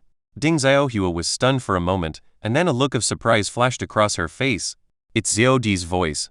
Ding Xiaohua stood up excitedly and ran to the next room. Shen Dao and others looked at each other, then stood up and followed. Chapter 61 Steamed buns are the best. Qiu Jai opened her eyes dazedly and looked at the ceiling of the house, feeling a little strange. Her memory still lingered on the road of relying on her mother. She only remembered that she was very hungry and then lost consciousness. When she woke up again, she was lying on this bed. The unfamiliar environment made Qiu Jai feel a little uneasy and she subconsciously called out Mom. Xiao Jai. But at this moment, a voice that Qiu Jai was very familiar with came. Kyujai looked weakly in the direction where the voice came from, and saw her mother. Mother! Kyujai cried out in surprise, and her heart immediately calmed down a lot. Parents are the greatest support of their children. The moment Kyujai saw her mother, her fear of unfamiliar environments instantly dissipated. Xiao-jai, you finally woke up. Ding Xiaohua walked quickly to the bedside and held Kyujai's hand tightly. Mom is so worried about you. Mother. The mother and daughter held each other's hands. Shen Dao and others who entered the room later looked at this scene and sighed in their hearts. It was really not easy for this mother and daughter to depend on each other and walk hundreds of miles. In other words, they were lucky to meet Chen Dao, otherwise, they would have died on the road or outside the county town and turned into a pile of dry bones in the wilderness. Ding Xiaohua stepped aside, pointed at Chen Dao and said to Kyujai, "This is Mr. Shen, the benefactor who saved us. You must remember his kindness in the future and repay him even if you have to work like a slave. Do you understand?" Kyujai, who was still very young, did not understand such a profound truth. She looked at Chen Dao with her dark eyes and nodded instinctively. "I understand, mother. I will definitely repay you in the future." It's good to know, it's good to know. After a conversation, Kyujai seemed a little tired. Ding Xiaohua hurriedly found a leftover steamed bun from the kitchen, fed it to Kyujai, and then comforted Kyujai to sleep. "Thank you so much, benefactors." Seeing Kyujai sleeping, Ding Xiaohua thanked Chen Dao and the others repeatedly, and the gratitude on her face almost turned into reality. Before she met Chen Dao, she almost thought her daughter was dead, and she didn't even dare to hope that she could survive. It was Chen Dao who changed their fate. Not only did he save her daughter, but he also gave them enough food to eat. "Sister Ding, you don't need to do this." Chen Dao waved his hand and said, "From now on, just call me Chen Dao or Brother Dao. No need to call me benefactor all the time. Become." Ding Xiaohua readily agreed and secretly kept Chen Dao's kindness in her heart. Suddenly it was night. Shen Cheng and others, who had just finished work, were worried when they saw that no one came to deliver food. "Uncle!" Shen Cheng looked at Chen Da and asked, "Why hasn't anyone come to deliver food yet?" The other four also looked at Chen Da, waiting for his answer. Shen laughed and responded, "Xiaohua came to me this afternoon and told me that we are not going to eat at the construction site today, but at my house." "I see." Chen Cheng and others breathed a sigh of relief and hurriedly followed Chen Da home.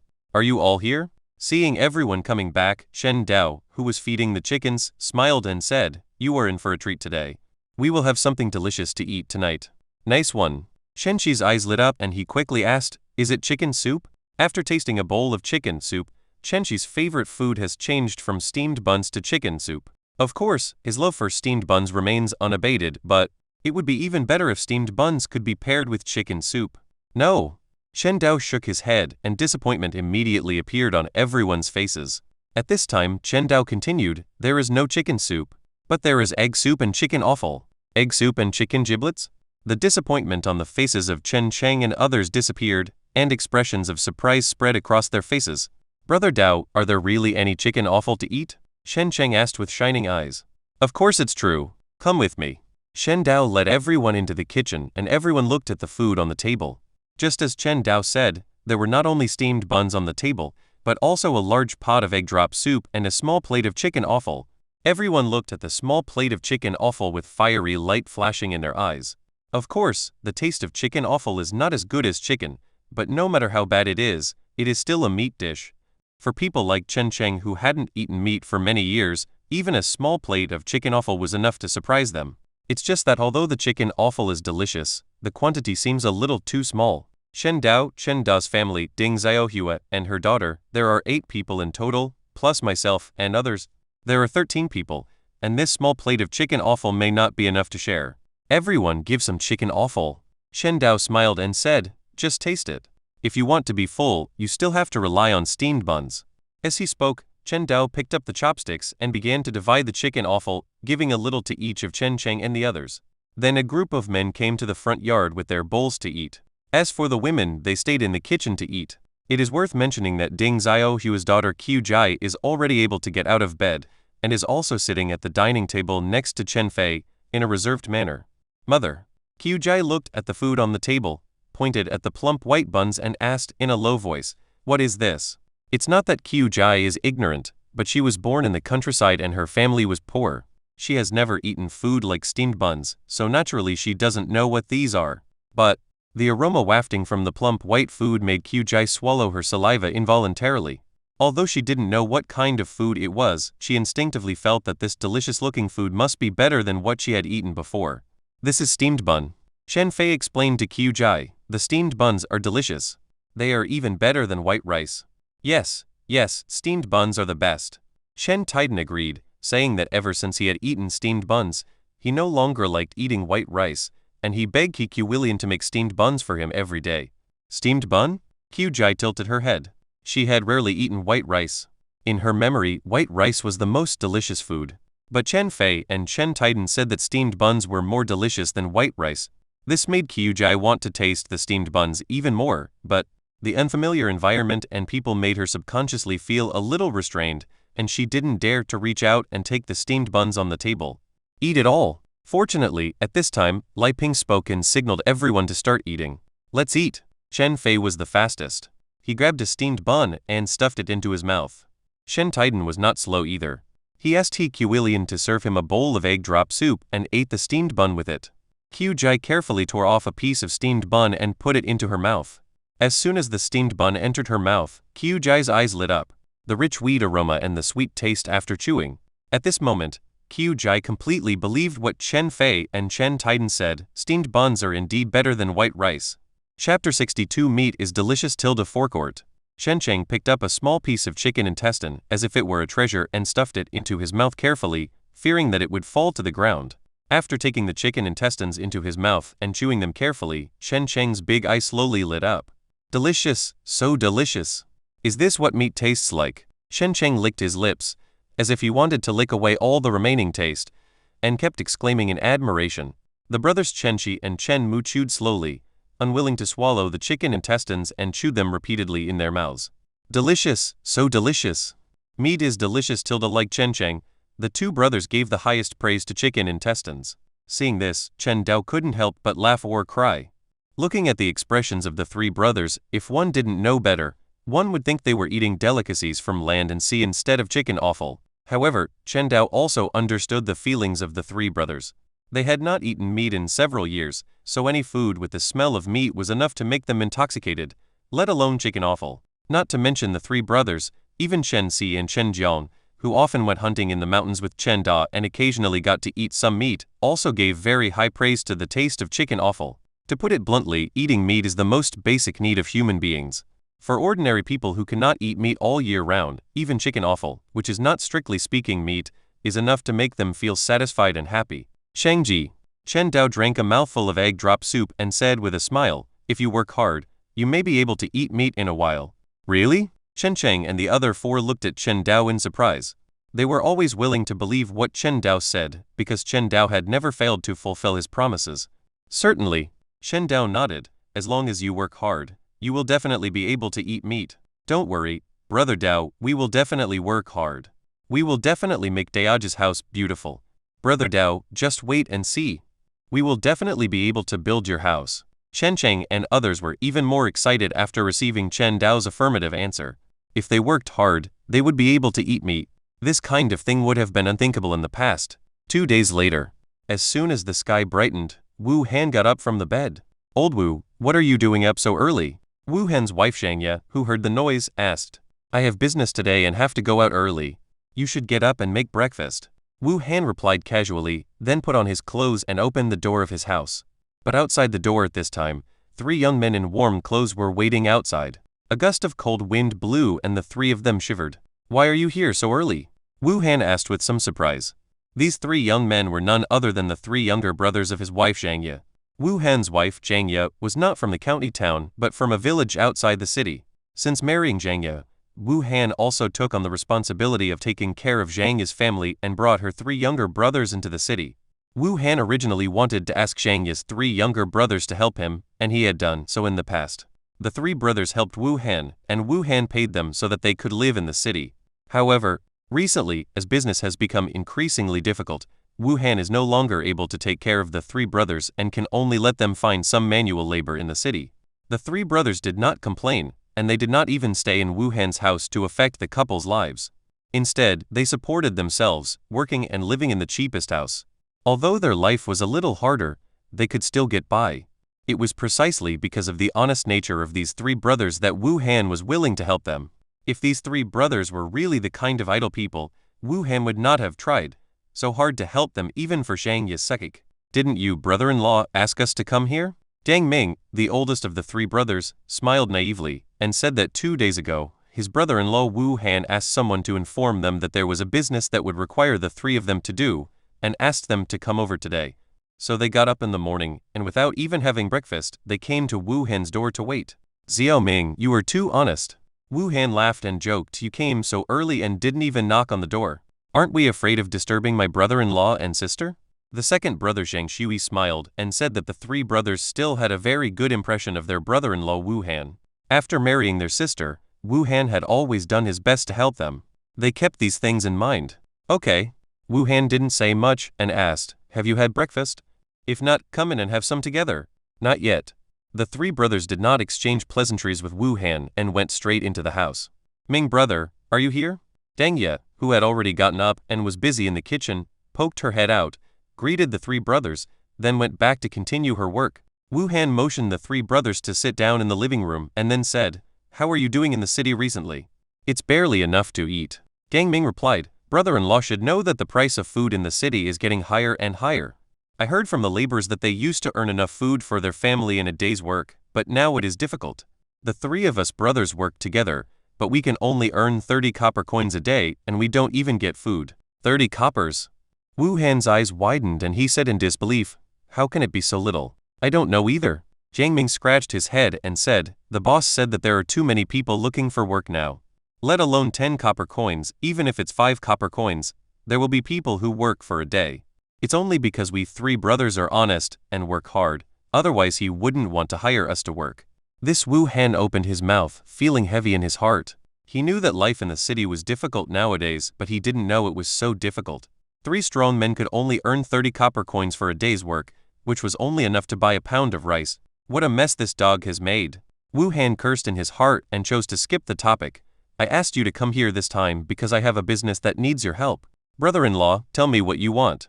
We will definitely help you. The three brothers patted their chests and guaranteed that they were very willing to help Wu Han with his work. Due to their relationship, Wu Han would always take care of them. For the same work, Wu Han would always be willing to pay them more.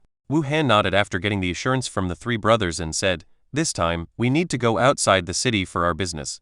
The reason why I asked you to come here is to ask you to help protect the truck to prevent it from being targeted by thieves outside the city. Wu Han's business this time was naturally the white feathered chicken transaction that he had agreed with Chen Dao. In the past, when Wu Han purchased live poultry, he would occasionally go out of the city, but at most he would not be more than a mile away from the county town. Now he had to go to Chenjia village, which was more than 10 miles away. Chapter 63 Wu Han arrives. To be honest, Wu Han was somewhat nervous about going to such a far place to collect the goods. He also knew something about the situation outside the city. There were refugees everywhere, and bandits and bullies were numerous. All kinds of dangers could occur at any time. But Chen Dao gave him too much. Not only did he make a profit of 100 coins for each white-feathered chicken, he also helped him find a buyer. He only needed to go to Chenjia village and bring the chicken back to make a good profit. As a peddler, Wu Han could not refuse this kind of business. Therefore, no matter how dangerous it was outside the city, Wu Han had to make this trip. Do you need our help and protection? The three Jiang Ming brothers looked at each other and immediately made promises. Don't worry, brother-in-law. We can definitely ensure your safe return. Brother-in-law, it will be fine if you leave this matter to us. We will definitely be able to protect you and the goods. Even if we die, we will definitely protect you, brother-in-law. The three brothers were obviously not afraid of going out of the city. Since their parents were still in the village outside the city, they would often go out of the city and return home. Occasionally they would encounter thieves, but they were able to escape safely every time. I definitely believe you. Seeing the three brothers' statements, Wu Han nodded and continued, don't worry, as long as the deal is done, my brother-in-law will not be stingy and will at least give each of you this amount. Wu Han stretched out 2 fingers and the three brothers' eyes suddenly lit up. 2 fingers definitely wouldn't be 20 coins, but 200 coins. 200 coins is not a small amount for the three of them. You know, they can only earn 30 coins after working hard for a day, and a trip outside the city can earn 600 coins. At this moment, the three brothers secretly made up their minds that they would protect their brother-in-law and the goods even if it cost them their lives. The meal is ready, come and eat. At this time, Jiang Ye poked her head out from the kitchen and called everyone to eat. The three brothers got up early in the morning and rushed to Wu Han's house. They were already hungry, so they hurried into the kitchen to eat with Wu Han and his wife. After finishing breakfast, and everyone putting on their weapons, Wu Han pulled out his only donkey cart, and the four of them walked out of the city together. After the donkey cart left the city, it came onto an official road with dense woods on both sides. Wu Han and the three brothers Zhang Ming looked at the woods on both sides with serious eyes, alert for thieves who might appear at any time. There are so many refugees here. Looking at the refugees walking on the official road with numb expressions, Wu Han felt heavy in his heart. When he left the city before, he noticed the large number of refugees gathered outside the city, and also saw many corpses of people who starved to death outside the city. He thought that was shocking enough, but he never expected that there were quite a few refugees on the official road. These refugees may think that the county town is their hope, but they don't know that even if they arrive in the county town, they cannot enter the city, let alone get a little food from the government. The donkey cart moved forward slowly. Perhaps because there was no cargo on the cart, it moved at a relatively fast speed. In just over half an hour, Wu Han and his four companions successfully arrived at the entrance of Chenjia village. Stop. However, when Wu Han was about to enter the village, he was stopped by a young man. But a young man standing under a tree at the entrance of the village stopped the donkey cart with his hand and shouted, "Who are you?" The young man was none other than Chen Gu. Ever since the last incident of refugees trying to break into the village chief Chen he has taken countermeasures by arranging a young and strong man from the village to guard the village entrance every day and observe the situation at the entrance at any time to prevent refugees from breaking into the village again. Although Wu Han and his four companions did not look like refugees, Chen Gu did not dare to take it lightly and stop them. This young man, as a businessman, Wu Han hurriedly stepped forward and said with a smile, "I am a peddler who came here at the invitation of Brother Chen Dao. May I enter the village?" "You can't enter the village." Chen Gu's expression relaxed a little when he heard Chen Dao's name, but he still shook his head and said, "The village chief said that no outsiders can enter the village without permission. If you are looking for Dao Jie, I can help you call him out. Then I'll trouble you, little brother." Wu Han had no intention of forcing his way in, he just smiled and said, "Okay, then you wait here, I'll help you go in and call Dao Jie." After signaling Wu Han and the other three to wait at the village entrance, Chen Gu ran into the village and disappeared from their sight in the blink of an eye. Looking at the direction where Chen Gu disappeared, Zhang Huo, the youngest of the three Zhang Ming brothers, couldn't help but frown and said, "Brother-in-law, this village doesn't look very wealthy. Are there really the white-feathered chickens you mentioned?" On the way to Chenjia village, Wu Han had already told the three brothers the details of the transaction, so the three brothers knew that Wu Han was coming to Chenjia village to purchase white-feathered chickens. Only the three brothers looked past the entrance of the village and into Chenjia village. They saw that the situation in Chenjia village was no different from their own village. The village was deserted and looked extremely depressed. It did not look like a wealthy village at all, and it did not look like the white-feathered chickens that the brother-in-law had mentioned. "Let's wait and see." Wu Han was somewhat uncertain, but since he was already here, he had to wait and see what the situation was like. Besides, Brother Chen doesn't seem like a liar, so he wouldn't make me make a wasted trip, right? In the Chen family, when Wu Han arrived at the village entrance, Chen Dao was feeding the chickens and counting them. 2 days later, another 7 chicks hatched. At this time, the total number of yellow-feathered chickens had reached 47, including 15 adult yellow-feathered chickens, 29 young yellow-feathered chickens, and 3 blood-feathered chickens. The reason why the number of blood-feathered chickens has not increased is because Chen Dao has been eating a blood-feathered chicken every day to practice boxing these days. While cultivating the blood-feathered chickens, he is consuming them at the same time, so the number naturally will not increase. Of course, Chen Dao could also choose to cultivate a large number of blood-feathered chickens at one time, but he did not do so because the breeding efficiency of blood-feathered chickens is far lower than that of yellow-feathered chickens. At least so far, Chen Dao has not seen blood-feathered chickens lay eggs. Therefore, instead of breeding blood-feathered chickens in large numbers, it is better to keep the adult yellow-feathered chickens for further breeding, and then breed them in large numbers when the number of chickens is large enough. As for now, I only need a small amount of training, which is enough for me to practice martial arts. According to the growth rate of this flock, I'm afraid that the number of yellow-feathered chickens will soon exceed 100. Chen Dao silently calculated in his mind that now 3-5 yellow-feathered chicks are born every day, and 2-3 yellow-feathered chickens grow up every day. This number is still quite considerable, and it will continue to grow. Chapter 64 Noble Chen Dao. As the number of adult yellow-feathered chickens increases, the speed of egg laying and hatching will also increase. During this period, There may be only 3-5 yellow feathered chicks added every day. In a few days, it may become 5-8, and after a while, it will become 10. If it continues to grow at this rate, the house will be overcrowded with chickens in just 2 or 3 months. Of course, this number will not grow indefinitely. Although yellow-feathered chickens lay more eggs and have a shorter growth cycle, they also have their own shortcomings, which is, they age quickly. According to Chen Dao's observation, the frequency of laying eggs by the first yellow-feathered chickens is getting lower and lower. I am afraid that it will not be long before these yellow-feathered chickens will be completely old and will no longer lay eggs. At that time, these yellow-feathered hens will completely lose the value of continuing to raise them.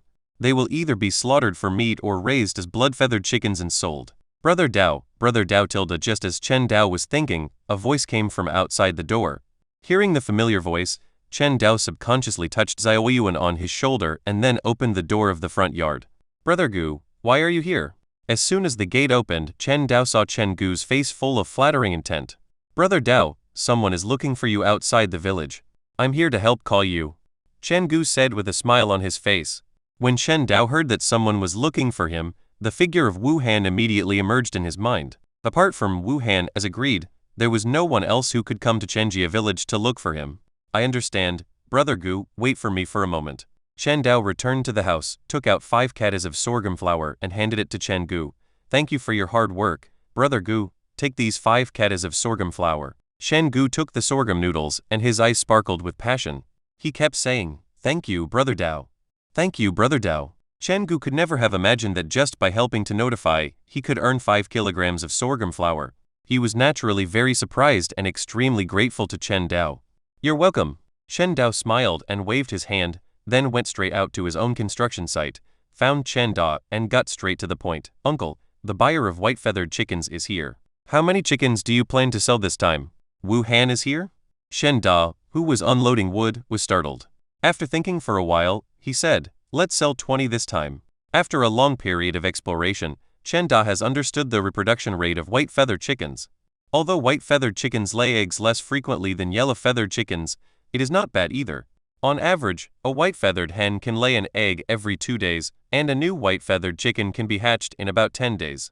Now, the number of white-feathered chickens in Chen's family has reached more than 60, and they have formed a stable breeding pattern. Therefore, he does not plan to sell all the white-feathered chickens at once, but only plans to sell some older white-feathered chickens. Okay, then uncle, take the white-feathered chicken with you and let's go to the village entrance to meet Wu Han. Not long after, Chen Da returned home and took all the white-feathered chickens that needed to be sold. Then the two of them went to the village entrance and met Wu Han and his 4 companions who were stamping their feet and waiting. In this cold weather, it is really uncomfortable to stand in an open place like the village entrance and wait. Fortunately, at this time, Wu Han saw Chen Dao and Chen Da coming towards him. Of course, he focused more on the chicken coops carried by Chen Da and Chen Dao. To Wu Han, the clucking sound of chickens coming from the chicken coop was simply the most beautiful sound in the world. Brother Chen really didn't lie to me, he really has a lot of white feather chickens here. Wu Han's heart was burning with excitement. He hurried forward and greeted Chen Dao and the other man. Brother Chen, Brother Chen. Brother Wu. Chen Dao gave Wu Han a warm hug and said with a smile, you came really early. After saying that, Chen Dao glanced at the 3 Zhangming brothers beside Wu Han and said, Brother Wu, it's not safe for you to leave the city with so few people. Chen Dao had personally experienced the dangers of the official road outside the city, and he knew very well that Wu Han's limited manpower was not enough to guarantee the safety of his own life and goods. There's nothing we can do about it. Wu Han sighed and said, I know we are short of manpower, but I really can't afford to hire guards. There was one thing Wu Han didn't say, which was that he was not sure whether Chen Dao really had white feather chickens to sell to him. Before he saw any profit, he naturally would not be willing to spend a lot of money to find enough people to serve as guards. Fortunately, now that he has seen the white-feathered chicken, he feels a little more at ease. 2. Chen Dao did not dwell on this matter too much. In his opinion, he had already left enough profit for Wu Han, and the risk of leaving the city would naturally be borne by Wu Han. Then let's talk about the white-feathered chickens. I have already told you, Brother Wu, that these white-feathered chickens are priced at 400 coins each. Brother Wu, do you think you have any objection? Of course not. Wu Han smiled, then said a little embarrassedly, Brother Chen, the money I brought this time is not enough. I wonder if you can give me some time and pay you next time I come? Although Wu Han was a businessman, he was only a small vendor after all. He did not have much capital. However, 20 white-feathered chickens required 8 taels of silver. It was impossible for Wu Han to have so much money on hand, otherwise he would not have been troubled by the government's tax increase. Didn't bring enough money? Shen Dao was stunned for a moment, then thought for a moment and said, "That's no problem." Shen Dao was not worried that Wu Han would default on the money. It was a simple truth. The white-feathered chicken business was a sure-win business. Anyone with a long-term vision would know that continuing this business was the best choice. Only short-sighted people would think of doing it once and then defaulting on the debt and running away. But Chen Dao changed the subject and said, "Brother Wu, since you will pay next time you come here, why don't you do me a favor?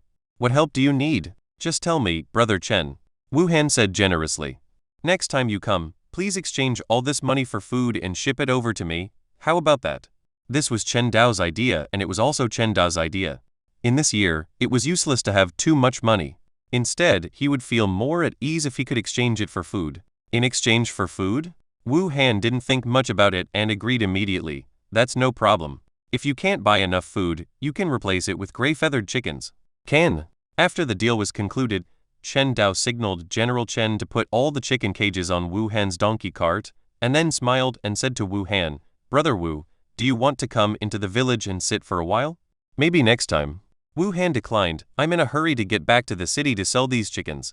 "Brother Chen, you know that the road is not easy to travel after dark. We have to go back quickly, otherwise it might be dangerous if we are late. The official road to the county town is relatively safe during the day, but after dark." Chapter 65 Chen Dao's face. Even in peaceful years, few people dare to walk outside the city at night, let alone at this time.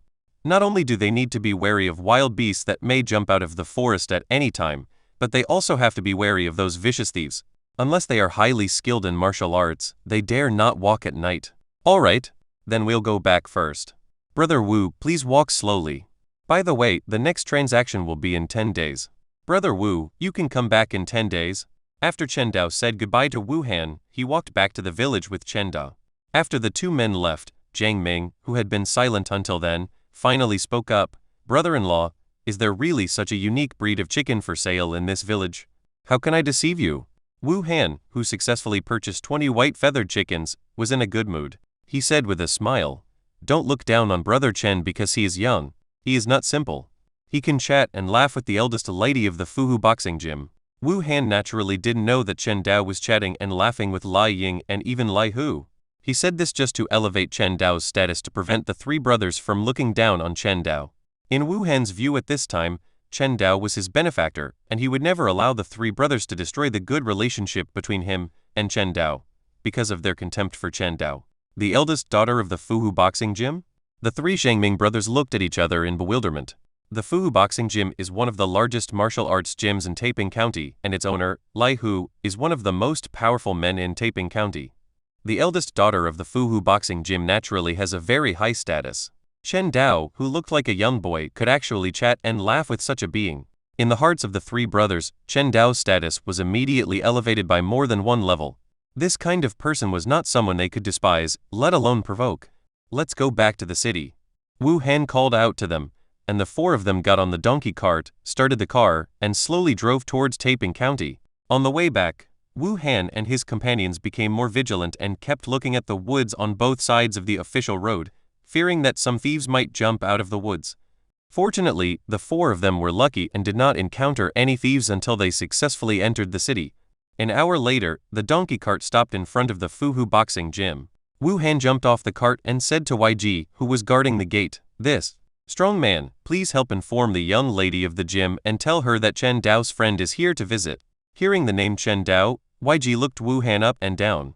The owner of the museum had previously told him that if Chen Dao came in the future, he could just let him in without notifying him.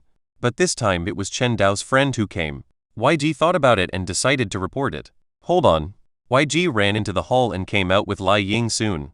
Lai Ying looked at Wu Han and felt that he looked familiar, but couldn't remember who he was, so she asked, "Are you a friend of Brother Chen Dao?" Wu Han had actually met Lai Ying once, but he didn't dare to make friends with her, so he just replied, "Miss, Chen Dao asked me to come here to deliver the goods." Wu Han pointed to the chicken cage on the carriage and continued, "Chen Dao asked me to bring these 20 white-feathered chickens." "White-feathered chicken?" Lai Ying's eyes lit up, and she quickly took a step forward. After seeing that there were indeed 20 white-feathered chickens in the chicken coop, she laughed. Not bad, not bad. They are indeed white-feathered chickens. Warriors have a big appetite, and Lai Ying is a meat lover. She had already eaten all the white-feathered chickens that Chen Dao had sent her a few days ago, and now she was in urgent need of new white-feathered chickens. So when she saw Wu Han sending the white-feathered chickens, her attitude towards Wu Han became much better. She smiled and said, I want all of this batch of white-feathered chickens. 500 coins each, is that okay? No problem, of course no problem. This was a price that had been agreed upon long ago, so Wu Han naturally had no objection. Then I'll go get you the money. Soon, Lai Ying walked into the hall, took out 10 taels of silver and gave it to Wu Han. Afterwards, she had no mood to chat with Wu Han, so she returned to the museum carrying the chicken cage. If nothing unexpected happened, she would cook the chicken for dinner. Brother-in-law. Dang Ming glanced at YG who was guarding the door, and lowered his voice to Wu Han and said, Isn't this business too easy to do? Jiang Ming, who had done some business with Wu Han, knew how difficult it was to do business. He had never seen such a simple business before. He only needed to buy a chicken from outside the city for 400 coins, and when he got to the city, he could sell it for 500 coins per chicken, and it was sold in seconds. Isn't this money too easy to earn? Not only Jiang Ming, but also Zhang Huo and Zhang Shui were dumbfounded. In their opinion, making this money was easier than picking up money. They only needed to run back and forth and instantly earned 2 taels of silver in profit. You have to know that the 3 brothers worked hard all day and sweated a lot, but all they earned was just 30 copper coins. This is all thanks to Brother Chen. Wu Han sighed lightly. He knew very well that the reason he could make money so easily was not because his business was so good, but because of Chen Dao. Only Chen Dao has this unique breed of chicken called white feather chicken, and only Chen Dao can make the eldest lady of the Fuhu boxing gym give him such face. If he had not reported Chen Dao's name, Wu Han was sure that he would not even be able to enter the door of the Fuhu boxing gym, let alone meet the gym's eldest lady, and successfully sell the white-feathered chicken at a high price. This Chen Dao's face is too useful. Dang Ming quietly looked at YG who was guarding the gate. Although he was honest in nature, he was very thoughtful and noticed the changes in YG. When the donkey cart carrying him and his companion stopped in front of the Fuhu boxing gym, YG had a blank expression on his face, and even looked a little disgusted. After Chen Dao's name was announced, YG's attitude towards everyone immediately became much better. Although the difference in attitude was extremely subtle, Jiang Ming still noticed it. Brother Chen is not a simple person. Wu Han couldn't help but show emotion on his face. When he first met Chen Dao was just a thin-looking, ordinary farm boy, with nothing special about him. It was not until after many contacts that Wu Han discovered Chen Dao's extraordinary qualities. Not only could he catch the precious white-feathered chicken, but he was also on good terms with the eldest daughter of the Fuhu boxing gym. At this moment, Wu Han couldn't help but feel very fortunate that he had helped Chen Dao out of kindness. Otherwise, it would probably not be his turn to do such a simple and profitable white-feather chicken business. While sighing, Wu Han got on the cart with his 3 brothers and drove the donkey cart towards his home. Chapter 66 The Commitment to Eat Meat. After returning home, Wu Han parked his donkey cart and immediately closed the doors and windows of his house. He then said to his wife Shang Ye, who had been waiting in the house, "Wife, go get the money box from home." Dang Ye didn't ask any more questions, turned into the bedroom and took out a square box. Wu Han opened the box and saw a large number of copper coins inside. "Wife, give each of my 3 younger brothers 200 coins, Wu Han instructed Jiang Ye. Jiang Ming felt a little embarrassed when he heard this and said, "Brother-in-law, this is too much. We didn't do anything, but we got so much money. We feel uneasy." The brothers Zhang Shui and Zhang Huo also nodded. They just followed their brother-in-law out of the city and got so much money. They felt a little uneasy that it was something they got for nothing. Wu Han waved his hand and said, "You risked your lives to come into the city with me. This is what you deserve." Although the trip to Chenjia village was smooth, it was undeniable that this trip was very risky. The 3 brothers risked their lives to leave the city with him, so Wu Han would naturally not treat them unfairly. After Zhang Ye counted the money, Wu Han stuffed a total of 600 copper coins into Jiang Ming's hands and said, "Take this money. Eat better these days to replenish your body." Jiang Ming weighed the 600 copper coins in his hand, feeling both moved and surprised. His brother-in-law Wu Han was really great for the 3 brothers. Jiang Ye looked at them and asked, "How much money did you earn on this trip out of the city?" This was the question she had actually wanted to ask when Wu Han asked her to count the money. He gave 600 coins to his 3 younger brothers, so Wu Han must have earned more money on this trip out of the city. "Sister, we made a lot of money this time out of town. I've never seen such easy money." Zhang Ming had no ulterior motives and directly told everyone about what he and the others had experienced today. After hearing this, Zhang Yu was completely stunned. Is there such easy money in this world? Zhang Yu's eyes widened. As Wu Han's wife, Wu Han would not hide most things from her, so she knew how difficult the business was recently. It is precisely because she knows that business is difficult that she looks so shocked at this moment. Just by going out of the city and bringing 20 chickens back to the city, you can earn a profit of 2 taels of silver. This business is as easy as picking up money. Brother Chen is my old Wu's benefactor. Wu Han sighed and handed 10 taels of silver to Zhang Ye. Wife, keep this money well. 8 taels of silver is the payment for the goods from Brother Chen. Don't touch the remaining 2 taels of silver. This is the money I plan to use to hire guards. I see. Zhang Ye held the 10 taels of silver tightly in her hand and nodded solemnly. Time flies, and it is mid-September in the blink of an eye. On September 15th, Chen Dao's family, Ding Xiaohua's mother and daughter, and Chen Cheng, all stood in front of a brand new house with happy looks on their faces. There is no need to explain why Chen Dao's family, and Ding Xiaohua's mother and daughter were so happy. As for Chen Cheng and the other 4, they were happy but also a little disappointed. They were happy because the house they built with their own hands was finally completed. Seeing the house they built come into being with their own eyes gave them a strong sense of accomplishment. The reason for the loss is that the house has been built, but they have lost their jobs. It will be difficult for them to have steamed buns every day and egg drop soup occasionally. Not far from the crowd, there were many villagers watching the fun. They were gathered together looking at the new houses, with envy in their eyes not concealed at all. This house is really well built. That's right. It took more than a month to build. Dao Jie feeds Chen Cheng and his men steamed buns every day. How can they not work hard? Dayaji's family is really doing well now. They even live in a new house. When can my family live in a new house? The villagers' eyes were full of longing. Among the crowd, the village chief Chen He also came, but he did not come forward to talk with Chen Dao and others. He just gathered with the villagers to watch the fun. Let's go in and take a look. Chen Dao greeted everyone around him, then pushed open the gate and walked into the front yard. The front yard was empty at this time, with only a well. After crossing the front yard and pushing open the door, the first thing that comes into view is the spacious living room, which is filled with tables and chairs handmade by Chen Cheng and others. On both sides of the living room are 4 rooms and a kitchen. In addition, there is a door on the far left side of the living room. When the door is opened, you can see the large backyard. Before building the house, Chen Dao specifically asked Chen Cheng and others to make the backyard as big as possible. Chen Cheng and others did as he instructed. The space enclosed by the fence in the backyard was very large, so there would be no problem for Chen Dao to raise chickens in a short period of time. Brother Dao, can this house be built? Chen Shi asked nervously, hoping to get a positive answer from Chen Dao, but also hoping that Chen Dao would be dissatisfied. Because if Chen Dao was not satisfied, it would mean that the house would have to be rebuilt, which also meant they could continue to live a life of steamed buns every day. It's pretty good. Chen Dao nodded in satisfaction and said with a smile, everyone has worked hard during this period. I will set up a banquet tonight and everyone can come and eat meat. Eat meat? A scorching light immediately flashed in the eyes of Chen Cheng and the other 4. Brother Dao, are we really eating meat tonight? Brother Dao, you are not lying to us, are you? Brother Dao, are you serious? 5 pairs of eyes stared at Chen Dao, hoping to get a positive answer from Chen Dao's mouth. Even Ding Xiaohua and her daughter looked at Chen Dao with expectation. Chen Cheng and his friends are not the only ones who are eager to eat meat. Ding Xiaohua and her daughter are also looking forward to eating meat. Of course it's true. Chen Dao smiled and nodded. Kill 2 chickens tonight and everyone can come over to eat meat. Meat and steamed buns are enough for today. As soon as these words were spoken, Chen Cheng and the other 4 became excited immediately. They wanted to rush forward and hug Chen Dao to celebrate. Even Ding Xiaohua and her daughter swallowed their saliva, obviously beginning to savor the delicious taste of the meat. You have to work to eat meat.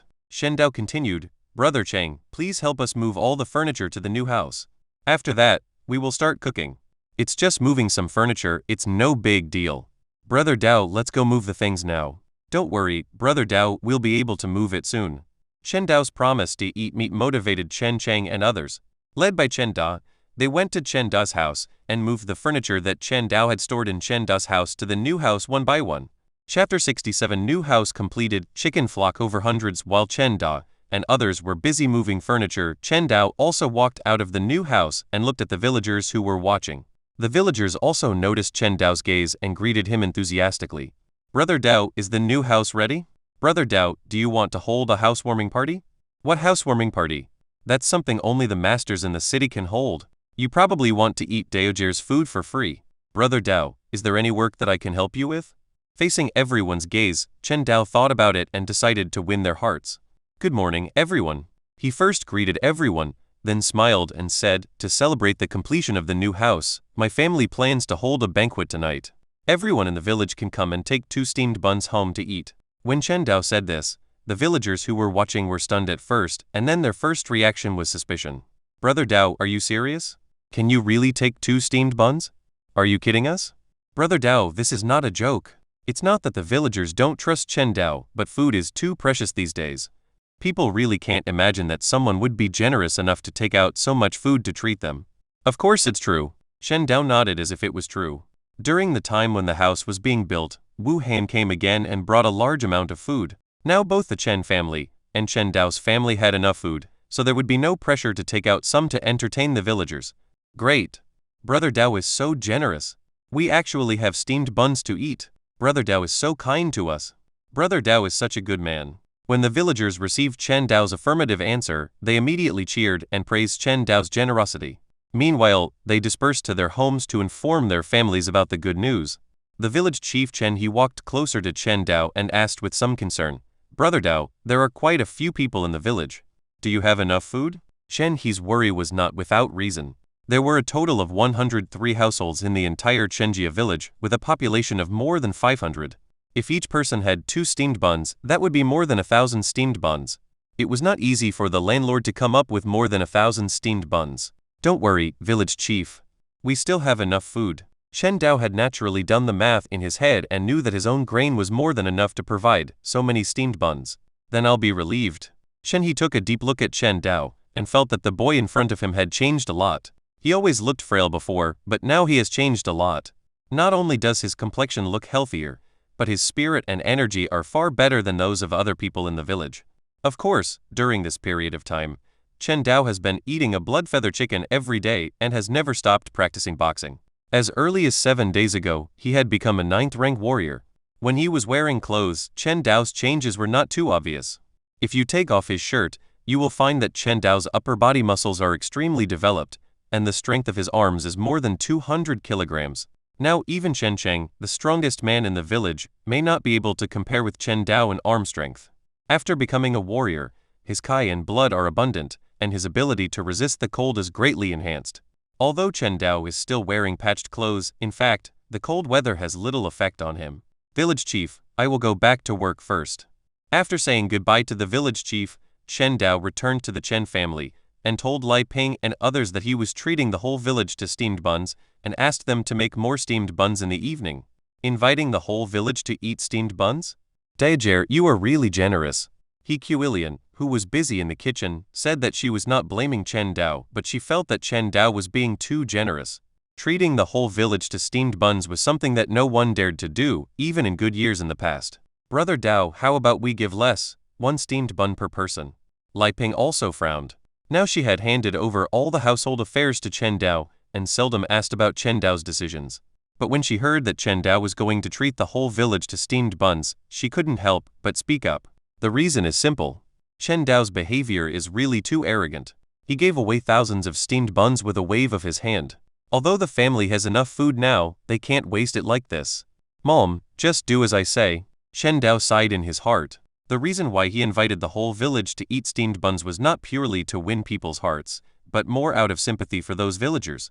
Just a few days ago, several elderly people in the village starved to death at home due to lack of food at home. Their families did not even have the money to hold a funeral, so they hurriedly wrapped the bodies of the elderly in straw mats and buried them on the side of a vast mountain.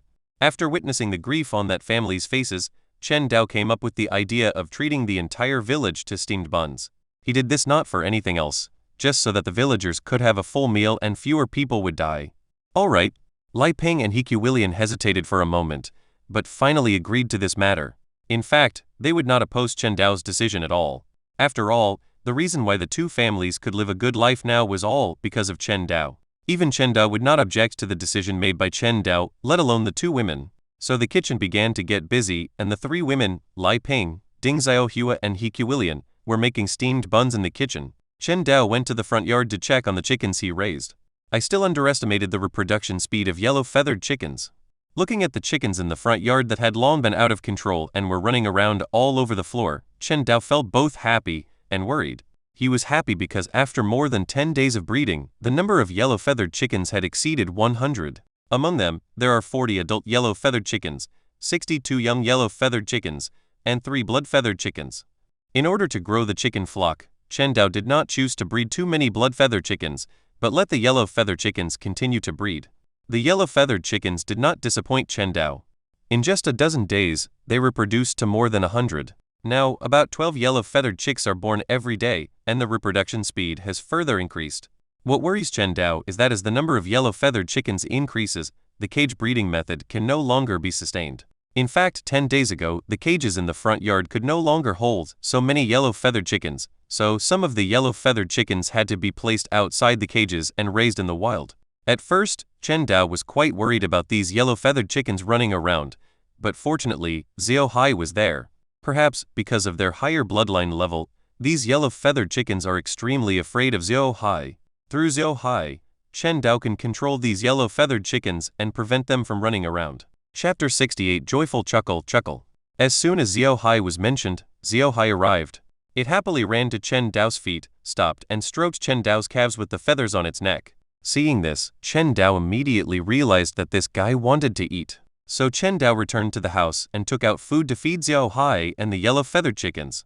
In addition, Chen Dao also took out the bamboo leaves he had collected in advance and gave them to Xiao Yuan to eat. Looking at the small animals eating happily, Chen Dao smiled and started to kill chickens and practice boxing. After slitting the throat of a blood-feather chicken and letting its blood drain, Chen Dao placed the chicken's body in the kitchen and asked Lai Ping to cook it for him. He then returned to the front yard, drank the chicken's blood in one gulp, and began to practice the tiger subduing fist. Half an hour later, Chen Dao put away his stance and exhaled a breath. My arm strength should be more than 250 kilograms now, and the defense of my skin is much stronger. Chen Dao pinched the skin on his arm hard and felt it was very tough. Even with his current strength, it would not be an easy task to break his skin defense. This is also a sign of a 9th grade warrior. The skin is as tough as cowhide, which can not only greatly reduce the damage caused by sharp weapons such as swords and knives, but also have a buffering effect. When a blunt weapon attack falls on a 9th grade warrior, most of the force will be buffered by the tough skin, and the damage to the 9th grade warrior's internal organs will also be greatly reduced. After practicing boxing and eating chicken, Chen Dao took a cold shower, and then joined Chen Cheng and others to move furniture and livestock such as yellow-feathered chickens. Chen Lian was walking on the way home. Although she was extremely cold, her heart was warm. After hearing Chen Dao's promise to treat the whole village to steamed buns, Chen Lian did not dare to delay for a moment and hurried back home. The reason why she was so anxious was because her family was almost unable to make ends meet. Chen Lian's parents died early and she depended on her grandmother for support. In today's times, it is obviously very difficult for the two women to survive. Fortunately, in the past peaceful years, other relatives and friends in the village would provide some help so that Chen Lian and her grandmother would not starve to death. But with the arrival of the cold disaster, every household had a hard time, and the villagers naturally stopped providing aid to Chen Lian's family. This caused the situation in Chen Lian's family to take a sharp turn for the worse. If there had not been some stored food, Chen Lian and her grandmother would probably have starved to death at home. But the stored food had long been exhausted. These days, Chen Lian was anxious as she watched the food in the rice jar at home gradually decrease. There was not a penny left in the family. Once the food ran out, Grandma and she would starve to death. It was precisely because of the difficulties at home that when Chen Lian heard Chen Dao promise to give 2 steamed buns to every villager, she was extremely excited and wanted to go home immediately to tell her grandmother the good news. Fortunately, Chenjia village was not big, and Chen Lian returned home in less than a quarter of an hour. Grandma, Grandma! Chen Lian returned home and immediately shouted excitedly. Hearing the noise, Grandma Hizuhua walked out of the house and asked in confusion, Zio Lian, what happened? Grandma, let's go inside and talk. Chen Lian helped her hunched grandmother into the house, trying to protect her from the cold wind as little as possible. After sitting down in the house, Chen Lian said excitedly, Grandma, I have good news. Do you know Dao Jie in the village? Brother Dao? Hizuhua recalled carefully and said, isn't he Chen Ping's son? Hizuhua seldom goes out because of her old age and poor legs and feet, but she has heard of Chen Dao's reputation. There is no other way, as Chen Dao's name is now a star-level name in the village. When the villagers chat, they can't help but mention Chen Dao every 3 sentences. That's him. Shen Lion nodded and said excitedly, Brother Dao said that their new house will be completed tonight, and they will invite the whole village to a feast. Eat a feast? Izuhua was stunned, with memories flashing in her eyes. The word banquet is a very ancient thing for her. In the past, when there were peace years, there would be banquets in the village whenever there were weddings or funerals. But since the coming of the cold disaster, the custom of banquets has gradually disappeared in the village. Every household is unable to get enough food, so who would be willing to hold a banquet? That's right. Shen Lion said. Brother Dao said that every villager can go to his house tonight to get 2 steamed buns to eat. 2 steamed buns per person? Izuhua was completely surprised. There were more than 500 people in Chenjia village, and each person had 2 steamed buns, which meant more than 1,000 steamed buns.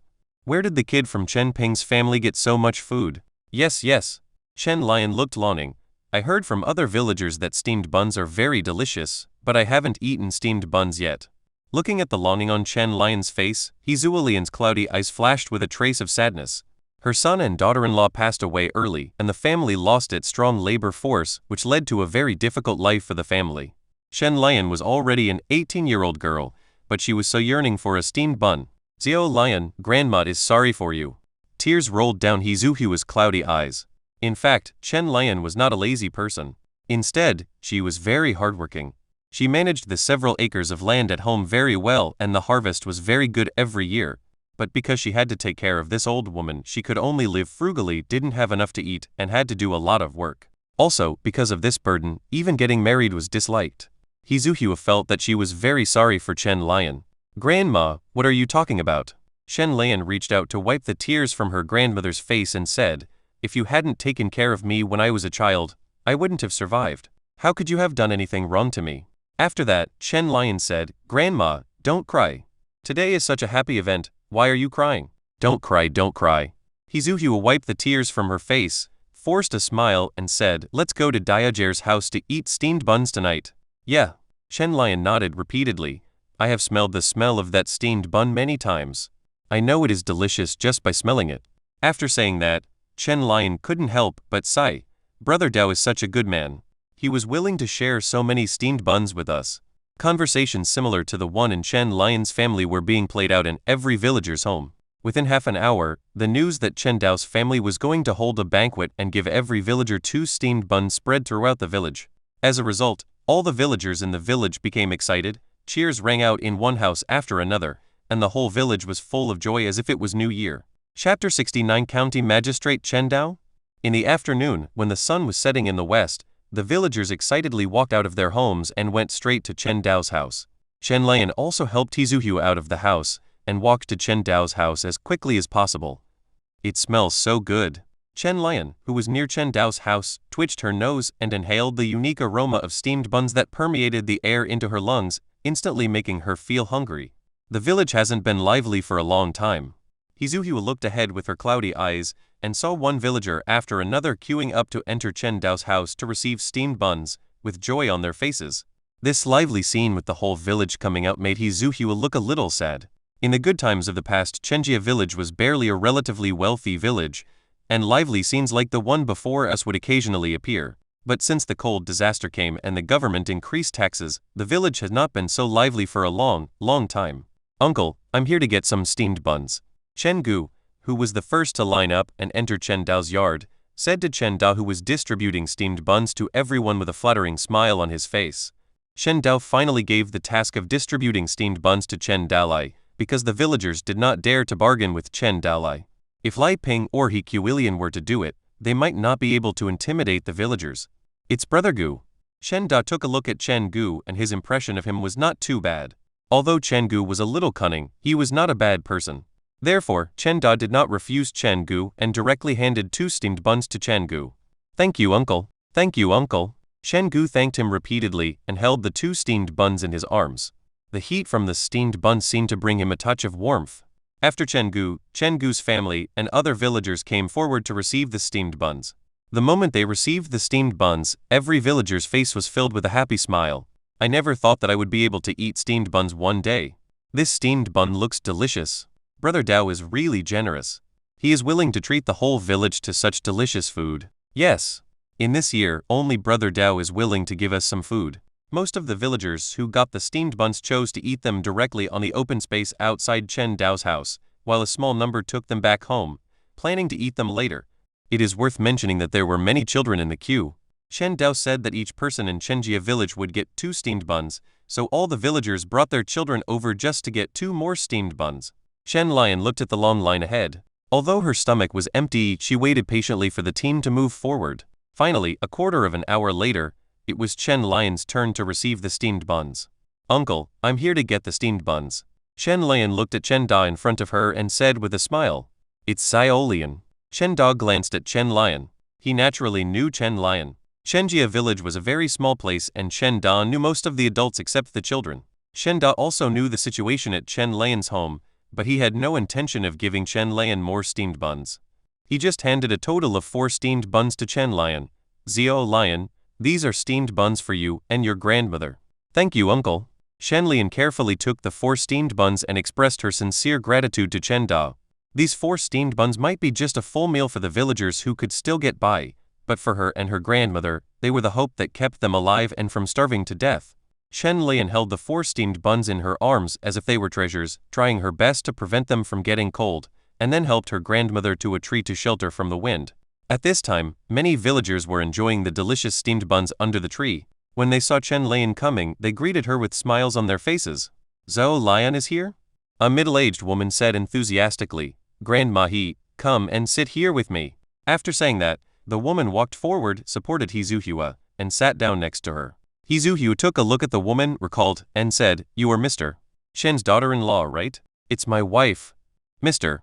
Shen, who was sitting not far away, smiled and said that he was Chen Gu's father, and the woman Liu Jai who was supporting He Zuhua was Chen Gu's mother. "Sister Lion, quickly give the steamed buns to Grandma He to try." Shen Gu, who was sitting next to Chen Shang, said, "This steamed bun is delicious, soft and tasty, and is perfect for an old lady like Grandma He." Hearing this, Shen Lion nodded, stuffed a steamed bun into He Zuhua's hand, and said with a smile, "Grandma, eat it quickly while the bun is still hot." As she spoke, Shen Lian also took out a steamed bun and started eating it. She had only eaten breakfast that day and her stomach was already burning with hunger. He Zuhua was also eating the plump steamed bun in her hand bit by bit.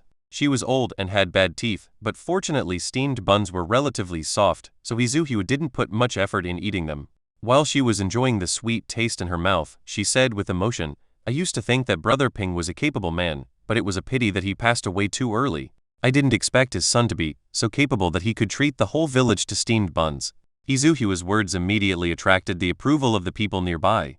"Yes, Dao Jie has really made great progress. Grandma He, you don't go out much, so you haven't seen this scene when Dao Jie comes back from the city every time. Every time he brings back carts of food, it makes us cry. Brother Dao is really kind-hearted. He actually treated us to such a precious food as steamed buns. I heard that a steamed bun costs 5 cents in the city. So expensive? Isn't it? The price of food is getting higher day by day, and food is also getting more expensive. Alas, this damn cold disaster. I don't know when it will pass. My family can hardly afford to eat. Damn the government. We have paid a lot of taxes on our land, but now that we have been hit by a disaster, the government doesn't care about our lives at all." As they talked, the topic turned to the cold disaster that was currently raging and the inaction of the government, and the mood gradually became low. "Fuck it." Shen Gu took a big bite of his steamed bun and said viciously, "Those city officials don't care about our lives at all. I think it would be better for Dao Jie to be the county magistrate. At least he can give us steamed buns to eat." Yes, yes. If the county magistrate were Dao Jie, he would definitely not ignore our lives. Brother Dao has a very kind heart. If he were the county magistrate, the people of Taiping County would definitely have enough to eat. Isn't it? If Dao Jie becomes an official, he will definitely be the most conscientious official in the world. Chapter 70 Hornet's Nest. Chen Lian ate steamed buns while listening to everyone's voices without expressing any opinion. She didn't know who the county magistrate was, but she knew who was good to her. If she were asked to choose someone to be the county magistrate, she would definitely choose Chen Dao. After all, apart from Chen Dao, no one gave her steamed buns. "What are you doing here?" While everyone was chatting under the tree, Chen Da, who was distributing steamed buns in the front yard of Chen Dao's house, was staring at the 3 people in front of him with a look of disgust on his face. The three people in front of him were none other than the three Chen Jin brothers who had tried to break into the house before. After a month of recuperation, the three brothers' injuries had finally recovered. But at this time, all three of them had been disfigured. When Xiao Hai attacks people, he will not show mercy or avoid vital points. Instead, he will peck at whatever he can catch. The three Chen Jin brothers who were attacked by Xiao Hai that night now have small pits all over their faces. Their whole faces look like a hornet's nest, which is very creepy. It's not just on their faces, there are even more bumps on the three people's bodies, but they can't be seen because they are covered by clothes. It can be said that these three brothers are quite lucky. If ordinary people were pecked all over by Xiao Hai, and then beaten with a stick by the village chief, they would be half dead if not dead. But after the three brothers rested at home for a month, they miraculously recovered. Of course, this was also because although the three brothers were stupid, they at least had some food stored at home, which allowed them to barely survive a month. Just as they had just recovered, they heard the news that Chen Dao was going to treat the whole village to steamed buns, so they immediately rushed over excitedly. "Uncle, what are you talking about?" Chen Jin was still a little afraid of Chen Da, but he still said confidently, "Chen Dao said that everyone in the village can come over to eat steamed buns. The three of us brothers are also villagers of Chenjia village, so why can't we come over?" "That's right. We are also from Chenjia village and we also want to eat steamed buns." The three brothers' righteous speeches immediately made many villagers who were queuing look disgusted. These three brothers are so shameless. Wherever there is food, they will be there. Before, they were trying to break into Brother Dayar's house and steal things. How dare they come here to get the steamed buns? Why didn't the village chief beat these three brothers to death to avoid wasting food? Facing the villagers' disdain, the three brothers did not take it seriously. Instead, they said to Chen Da confidently, "Chen Dao said that everyone in the village can get steamed buns. Doesn't he mean what he said?" After hearing this, Chen Da began to hesitate. He was unwilling to give steamed buns to the three brothers, but if he didn't give them, this also went against Chen Dao's promise, which made Chen Da feel a little embarrassed. "Uncle." At this time, Chen Dao came out of the house and said to Chen Da with a normal expression, "Give it to them." This Chen Da was still a little hesitant, and the villagers who heard Chen Dao's words couldn't help but sigh. Brother Dao is really too kind. Giving steamed buns to these three brothers is a complete waste. That's right. It's better for these three brothers to starve to death sooner rather than being an eyesore in the village. If you ask me, the village chief should have beaten them to death before. The villagers who were queuing up to receive the steamed buns at the back were somewhat resentful, because Chen Dao distributed steamed buns, they had a very good impression of Chen Dao, and the three Chen Jin brothers who had previously tried to break into Chen Dao's house to steal things were naturally not liked by them. Therefore, when the villagers saw Chen Dao saying that he would give steamed buns to the three brothers, they were very dissatisfied. Of course, this dissatisfaction was not directed at Chen Dao, but at the three brothers Chen Jin. These three brothers were extremely shameless. They were thinking of stealing other people's things a while ago, and now they come to eat for free. It was really shameful. Brother Dao is still sensible. Chen Jin said with a smile, "That's right. We three brothers are also from Chenjia village. Why don't you give us steamed buns to eat?" "That's right." The two brothers agreed. Chen Dao looked at the three people's faces that looked like a hornet's nest, and a hint of murderous intent flashed in his eyes. "Well, let you have one last full meal." Chen Dao said to Chen Da again, "Uncle, give them the steamed buns." "This okay?" Seeing that Chen Dao had made up his mind, Chen Da didn't say much and directly handed the 6 steamed buns to the 3 Chen Jin brothers. The 3 brothers who got the steamed buns didn't even say thank you and left Chen Dao's house without recognizing any relatives. But, as they turned and left, they did not notice that a figure that looked like a cat and a bear on Chen Dao's shoulder disappeared in the front yard. "Brother, the Chen Dao family is too rich." Walking on the road in the village, Chen Yin bit a steamed bun viciously, as if he was biting Chen Dao's head instead of the bun. If only we could steal something from his house before. Until now, the 3 brothers still don't think there was anything wrong with trying to break into Chen Dao's house. They just regret that they failed to steal things that time. Yeah. Shen Tong nodded repeatedly and said, "Damn it, his family is so rich, but he is unwilling to share with us. What a son of a bitch." After that, Shen Tong said, "Brother, do you want to do it again and break into his house to steal things?" "I'm afraid we can't do it alone." Shen Jin's eyes sparkled, and he said thoughtfully, "We need to find someone to help." "Looking for help?" Shen Tong and Chen Yin were stunned. Shen Jin explained, "When we were in the city before, didn't we meet a leader of the Black Tiger Gang? We can ask him for help." "Brother, are you talking about the guy named Wang Kai?"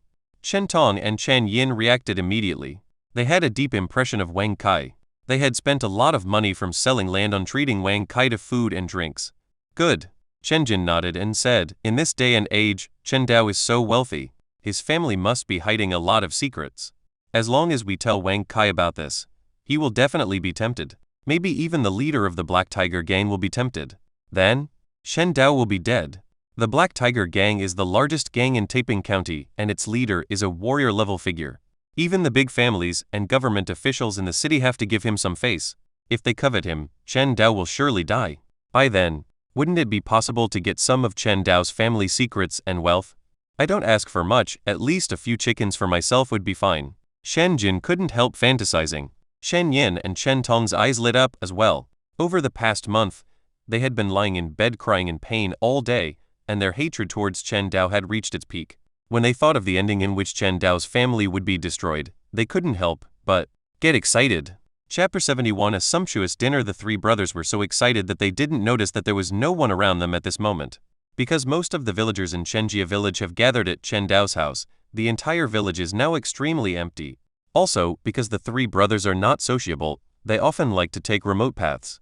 At this moment, there was no sound of people on the side of the road they were walking on, and it seemed extremely quiet. Oh, but at this moment, in the dead silence, a voice that did not sound like a human voice was heard, exploding in the ears of the three brothers like thunder. In such a quiet environment, the sudden appearance of such a sound is really scary. What's that sound? Shen Jin looked around vigilantly. Shen Yin and Chen Tong also stopped and looked carefully at the surrounding environment. Whoosh! A somewhat sharp sound was heard, and before the three brothers could react, Chen Tong let out a cry of pain. Ah! Chen Tong felt something unusual about his neck, so he subconsciously reached out to touch his neck and felt some warm, moist liquid, which felt a bit like blood? Blood? Shen Tong's pupils shrank and he immediately realized something. But it was too late. His strength gradually drained away from his body and blood gushed out from his broken throat. Shen Tong felt the world spinning around him, and the next moment, he fell to the ground. Younger brother. Shen Jin cried out in surprise, but the next moment, he felt a strange feeling on his neck, followed by a feeling of weakness. His eyes lost their luster and he turned into a cold corpse. Big brother, third brother, what's wrong with you? Don't scare me. Seeing his eldest brother and third brother falling to the ground one after another, Chen Yin was frightened and turned pale. He was about to go forward to check on the two of them, but before he could make any move, a black shadow attacked him. Then, Chen Yin felt a pain in his neck and completely lost his breath. Not until all three died did a small figure appear under the moonlight, with a long, fluffy tail and a round face. Who else could it be but Xiaoyuan? Xiaoyuan's moist nose moved, and after confirming that all three were dead, she left the crime scene under the dim moonlight. Chen Dao's house, front yard. More than 1,000 steamed buns had been distributed, and the villagers left Chen Dao's house in twos and threes, but Chen Dao did not rush into the house. Instead, he stood in the front yard waiting for something. Brother Dao, what are you waiting for? Seeing that Chen Dao was slow to move, Chen Da asked. Wait a moment. As soon as Chen Dao finished speaking, he saw a black shadow jump into the front yard. At first glance, it was Xiaoyuan. Xiaoyuan entered the front yard, retracted her paws, jumped onto Chen Dao's shoulder, and made a whimpering sound, as if reporting something. Chen Dao seemed to understand, stroked Xiaoyuan's head, and said with a smile, well done. Xiaoyuan started to cry again, enjoying Chen Dao's touch and praise very much. Shen Dao turned to Chen Dao and said, Uncle, let's go in. Shen Dao glanced at Xiaoyuan without thinking much. After closing the door to the front yard, he went into the house with Chen Dao. In the kitchen, a sumptuous meal has already been prepared. At this time, a large pot of stewed chicken was placed on a large round table. This was made by Lai Ping and He Qiulian at the instruction of Chen Dao after they killed 2 old hens that did not lay eggs. Next to the stewed chicken was a plate of chicken offal and a large pot of egg drop soup. Shen Cheng and his 4 companions Ding Xiaohua and 3 children sat around the dining table looking at the dishes on the table and swallowing their saliva uncontrollably. Today's dinner was definitely the most sumptuous dinner they had seen in recent years. Not only were there snow-white steamed buns in front of everyone, but there were also 2 chickens and egg drop soup made with more than a dozen eggs. Looking at the food on the table, everyone was eager to eat. Fortunately, they also knew that Chen Dao and Chen Da, who were in charge of the family, had not arrived yet, so they did not make any moves. They just sat at the table and waited, and during their hunger, my brother is here. But at this moment, the sharp-eyed Chen Fei saw Chen Dao and Chen Da walking into the kitchen in the dim candlelight in the room, and her little eyes suddenly lit up. Brother Dao is here. Brother Dao and uncle, please sit here. Brother Dao, come and sit down. The others also warmly invited Chen Dao and the other two to sit down. There was nothing they could do. They had wanted to eat for a long time, but if Chen Dao and the other two didn't come, they couldn't eat. Chen Dao came and sat down next to Chen Fei, touched Chen Fei's head, and said, "Are you all hungry? Let's eat." As soon as Chen Dao said this, everyone's eyes lit up and they took action quickly. Shen Cheng acted the fastest. He quickly picked up a piece of chicken and stuffed it into his mouth, feeling the taste of meat and the aroma of fat in his mouth, and a look of satisfaction appeared on his face. "Delicious! So delicious!" Shen Cheng shook his head and exclaimed in admiration. The others were also quick to move. They stared at the large bowl of chicken and quickly put piece after piece of chicken into their mouths, making sounds of praise as they ate. "Meat is delicious, even better than steamed buns." "That's right. It's delicious. It smells so good." Looking at the satisfied faces, Chen Dao couldn't help but laugh in his heart. He ate a blood feather chicken every day these days and had no desire for meat. On the contrary, Chen Cheng and others, because they had not eaten meat for many years, behaved in an exaggerated manner at this time, as if they were eating delicacies from mountains and seas. Chen Dao ignored the chicken on the table. Instead, he served himself a bowl of egg drop soup and ate steamed buns with it. Don't just eat the meat, drink some soup and eat some steamed buns. Apparently, not many people listened to what Chen Dao said. After all, meat was too rare for the people present. When meat was placed in front of them, they simply looked down on other foods. The one who ate the most exaggeratedly was Chen Cheng. He didn't even spit out the bones. As soon as the chicken entered his mouth, he chewed the chicken and the bones together and swallowed it into his stomach, which made Chen Dao admire his digestive ability. On the contrary, the families of Chen Dao and Chen Da behaved better. Every day when Chen Dao ate blood feather chicken, he would share the chicken offal and chicken soup with them. As they could eat meat occasionally, they would not behave as out of control as the three brothers Chen Cheng. With everyone wolfing down the food, it didn't take long before the whole bowl of chicken, which weighed more than 10 pounds, was eaten up. Then everyone set their eyes on the small plate of chicken offal, and each of them ate it up with a chopstick. It was not until this time that everyone remembered the staple food, steamed buns. It's funny to say that Chen Cheng and others, who used to think that steamed buns were the most delicious food in the world, turned a blind eye to the steamed buns in front of them after tasting the meat. The contrast between the two was really shocking. Chapter 72 Loyalty. This dinner, which was not exactly full of meat, obviously satisfied everyone.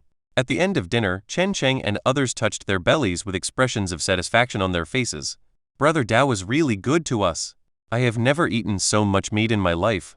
Shen Cheng smiled with his eyes narrowed. He has lived for almost 25 years and has never had such a sumptuous dinner. "Yeah, Brother Dao has been really nice to us. It's really worth working for Brother Dao.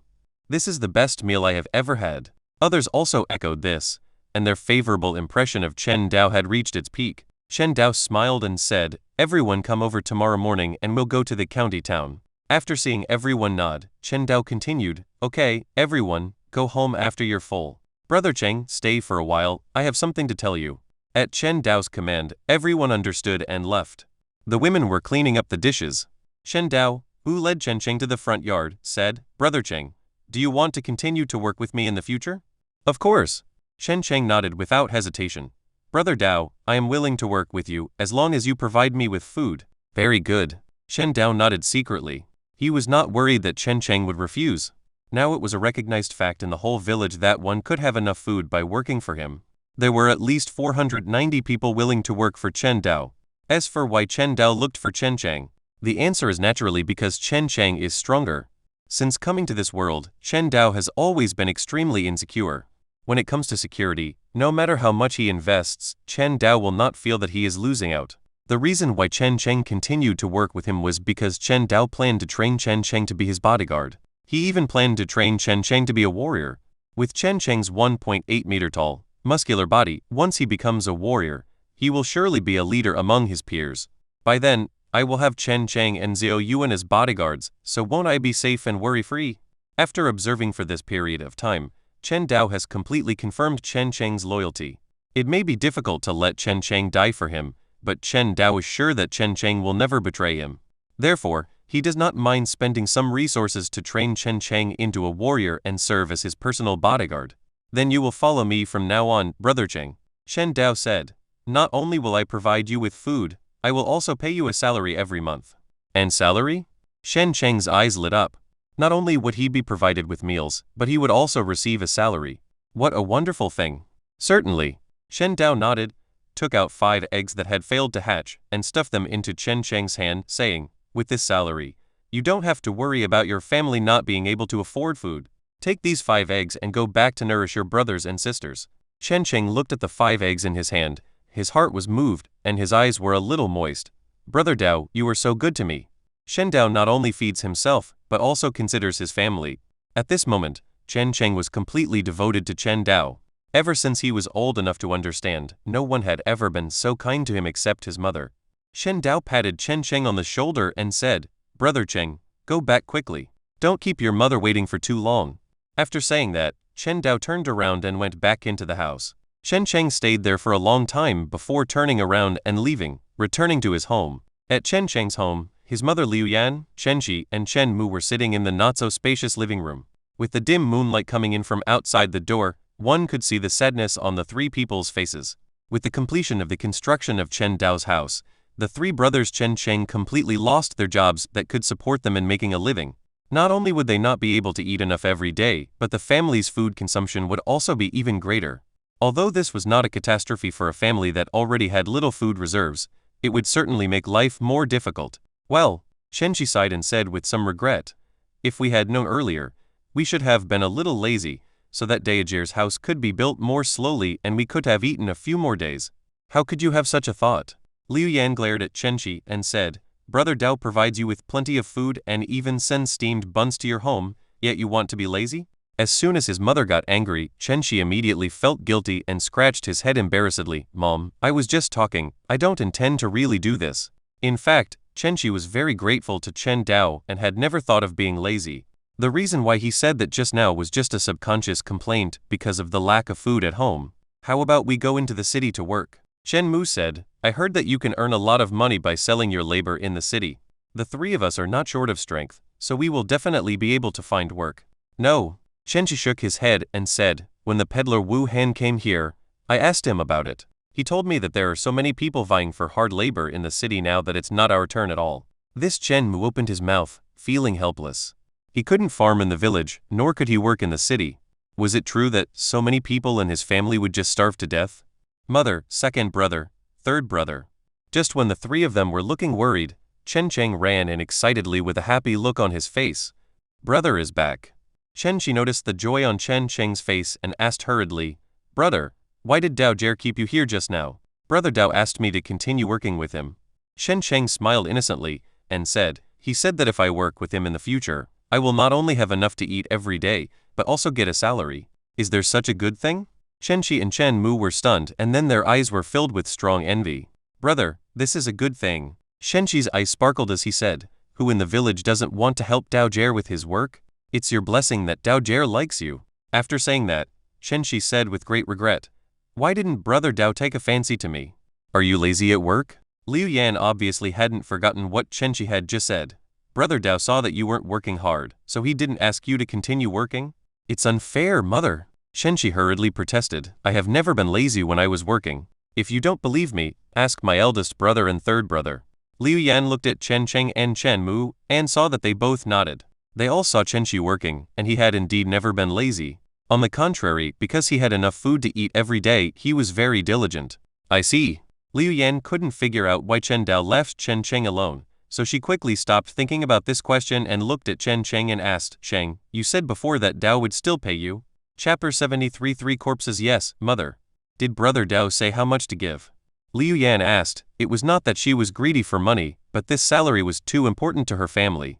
If the salary was high enough, then she would not have to worry about food. But if the salary was low, then her family would have to find a way to live frugally and get through the winter. In fact, if there was not much food stored at home, Liu Yan would not have planned to ask this question at all. Even if Chen Cheng was asked to work for Chen Dao for free, she would be willing to do so. After all, in the entire Chenjia village, Chen Dao was the only one willing to give their family some food.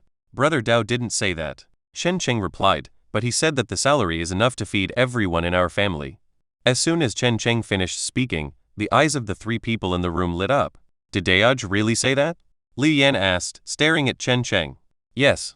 Chen Cheng nodded, took out the 5 eggs he brought back, and handed them to Liu Yan. Mom, these are the 5 eggs that Dao Jie asked me to bring back. He said they are for my younger brothers and sisters to nourish their bodies. Liu Yan took the eggs and held the 5 eggs carefully in her hands, as if she were holding rare treasures.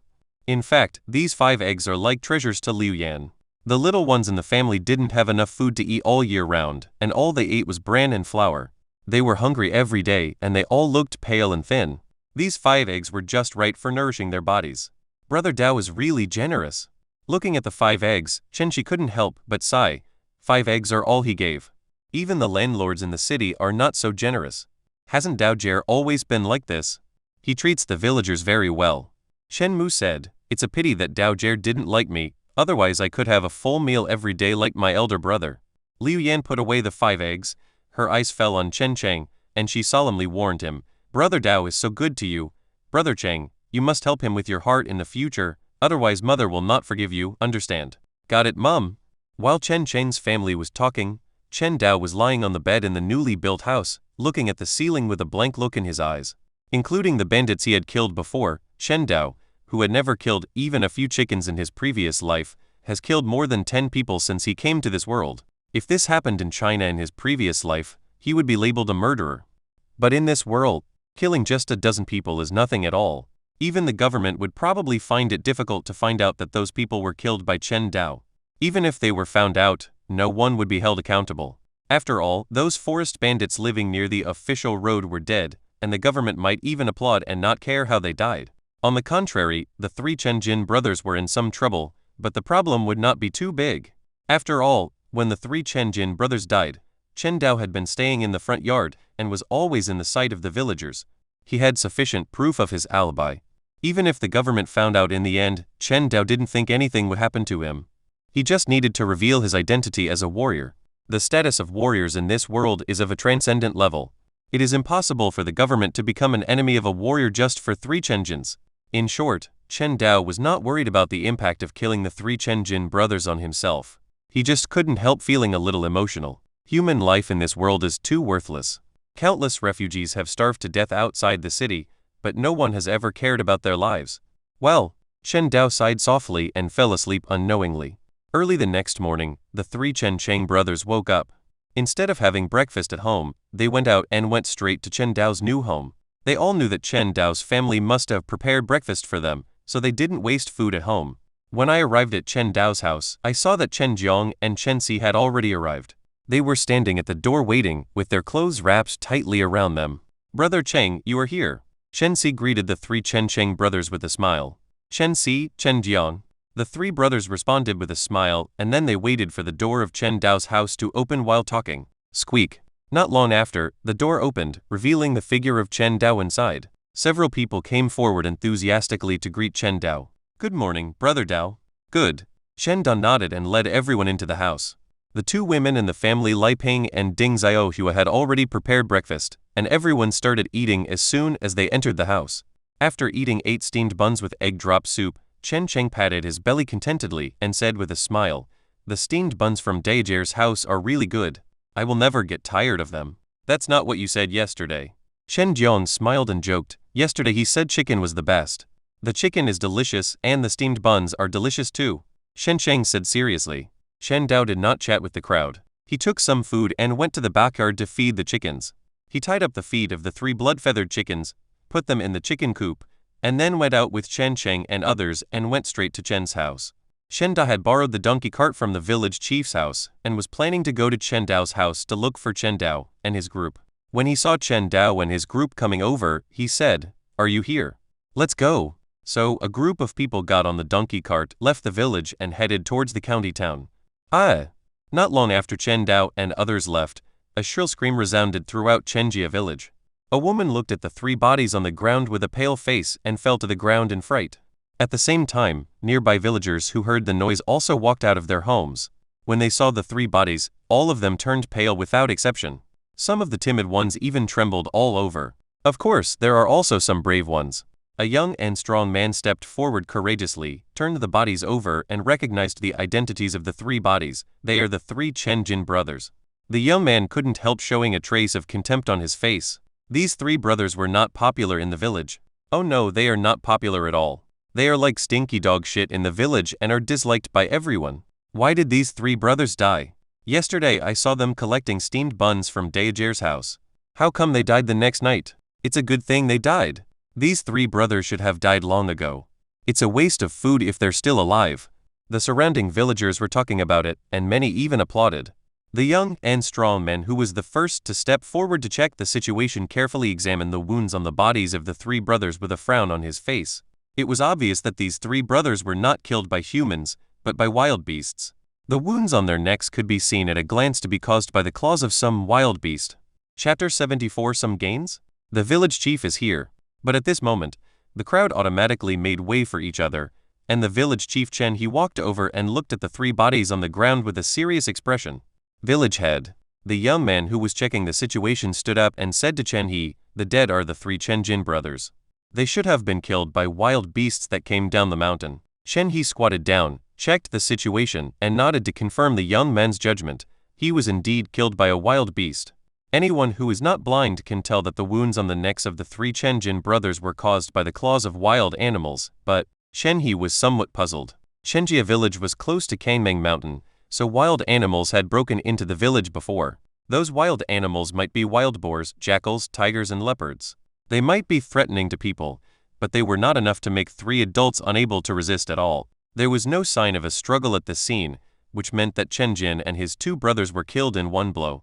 What was even more bizarre was that after killing the 3 brothers, the beast turned a blind eye to their bodies. Wild beasts harm people to fill their stomachs. Chen He has never seen a wild beast that kills people, but does not eat them. Could it be a monster? Chen He shook his head and rejected this speculation. If the monster entered the village, it would not only be the 3 Chen brothers who would die. All the villagers living nearby would probably not be safe. After ruling out the possibility of monsters, the object of suspicion changed from wild beasts to humans. For some reason, Chen He suddenly remembered the cat-like and bear-like animal that often hung on Chen Dao. The claws of that animal were very consistent with the wounds on the necks of Chen Jin and the other 2. Thinking of this, Chen He took a deep look at the bodies of the 3 Chen brothers and said to the surrounding villagers, "Everyone, lend a hand and bury them at the mountainside." Although he had some guesses in his mind, Chen He did not say it out loud. He did not like these 3 brothers. Their deaths would be a good thing for the entire Chenjia village. As for going to the government to report Chen Dao, that was even more impossible. First of all, Chen He had no evidence. Secondly, Chen Dao's reputation in the village was at its peak. If he dared to say that Chen Dao was a murderer, the first people who would disagree would probably be the surrounding villagers. What's more, what benefit would it bring to Chen He by reporting Chen Dao? At least Chen Dao distributed steamed buns to the villagers, and Chen He also got a few. What did the 3 Chen brothers give him? The 3 brothers were lucky. They had a full meal before they died. The young and strong man who was the first to check the situation said with a smile that he had also gone to Chen Dao's house to get steamed buns yesterday, so he naturally knew that the 3 brothers had the audacity to go to Chen Dao's house to ask for steamed buns. Yes. If they can eat a meal of steamed buns before they die, these 3 brothers will be well fed when they go to hell. If you ask me, the 3 brothers are already dead. Why are they still eating steamed buns? It would be better to leave it to me. Yes. In the underworld, what is the difference between a ghost who died of fullness and a ghost who died of hunger? The steamed buns yesterday tasted so good. I envy Chen Cheng and his friends who can eat steamed buns every day. They probably can't eat now. Daojer's house has been built, so there's no work for them to do. It seems Daojer and the others went into the city again today? Yes. I saw them leaving the village this morning. The villagers apparently didn't feel anything about the death of Chen Jin and his 2 brothers. While chatting, they carried the bodies of Chen Jin's 3 brothers to the side of the mountain. They were too lazy to even wrap them with straw mats. They just dug a hole and buried all 3 bodies. The donkey cart was driving on the official road, and Chen Cheng and others were obviously not as solemn as before. Having seen how terrifying Xiaoyuan was, they were no longer afraid of the bandits emerging from the forest, so the people sitting on the donkey cart were quite relaxed and even had time to chat. An hour later, the donkey cart stopped in front of the Fuhu boxing gym. Shen Dao jumped off the cart and was about to stuff copper coins into the hands of YG, the gatekeeper, as usual, but YG simply waved his hand to refuse. "Brother Chen, that's not necessary." YG said, "The owner of the museum said that you can go in and see him directly when you come in the future, and you don't need to notify me." In the past, YG regarded Chen Dao as a small-time figure at the bottom of society, so he naturally didn't mind taking money from Chen Dao. But now, Chen Dao has become the owner's guest of honor and his status in YG's heart has risen greatly.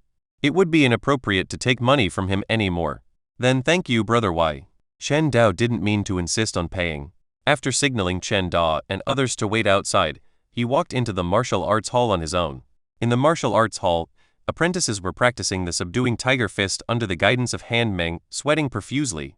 Only Chen Dao, who had already become a 9th-rank warrior, looked at these apprentices practicing boxing and shook his head secretly. Under Han Meng's guidance, these apprentices' boxing was indeed very good and in good shape. But Chen Dao noticed that many apprentices looked very pale, which showed that they were overexerted. Without medicines to replenish Kai in blood, it would be difficult to become a martial artist even if one punches well and with standard. Those apprentices with pale faces were obviously forcing themselves to train, which would only cause physical deficiency.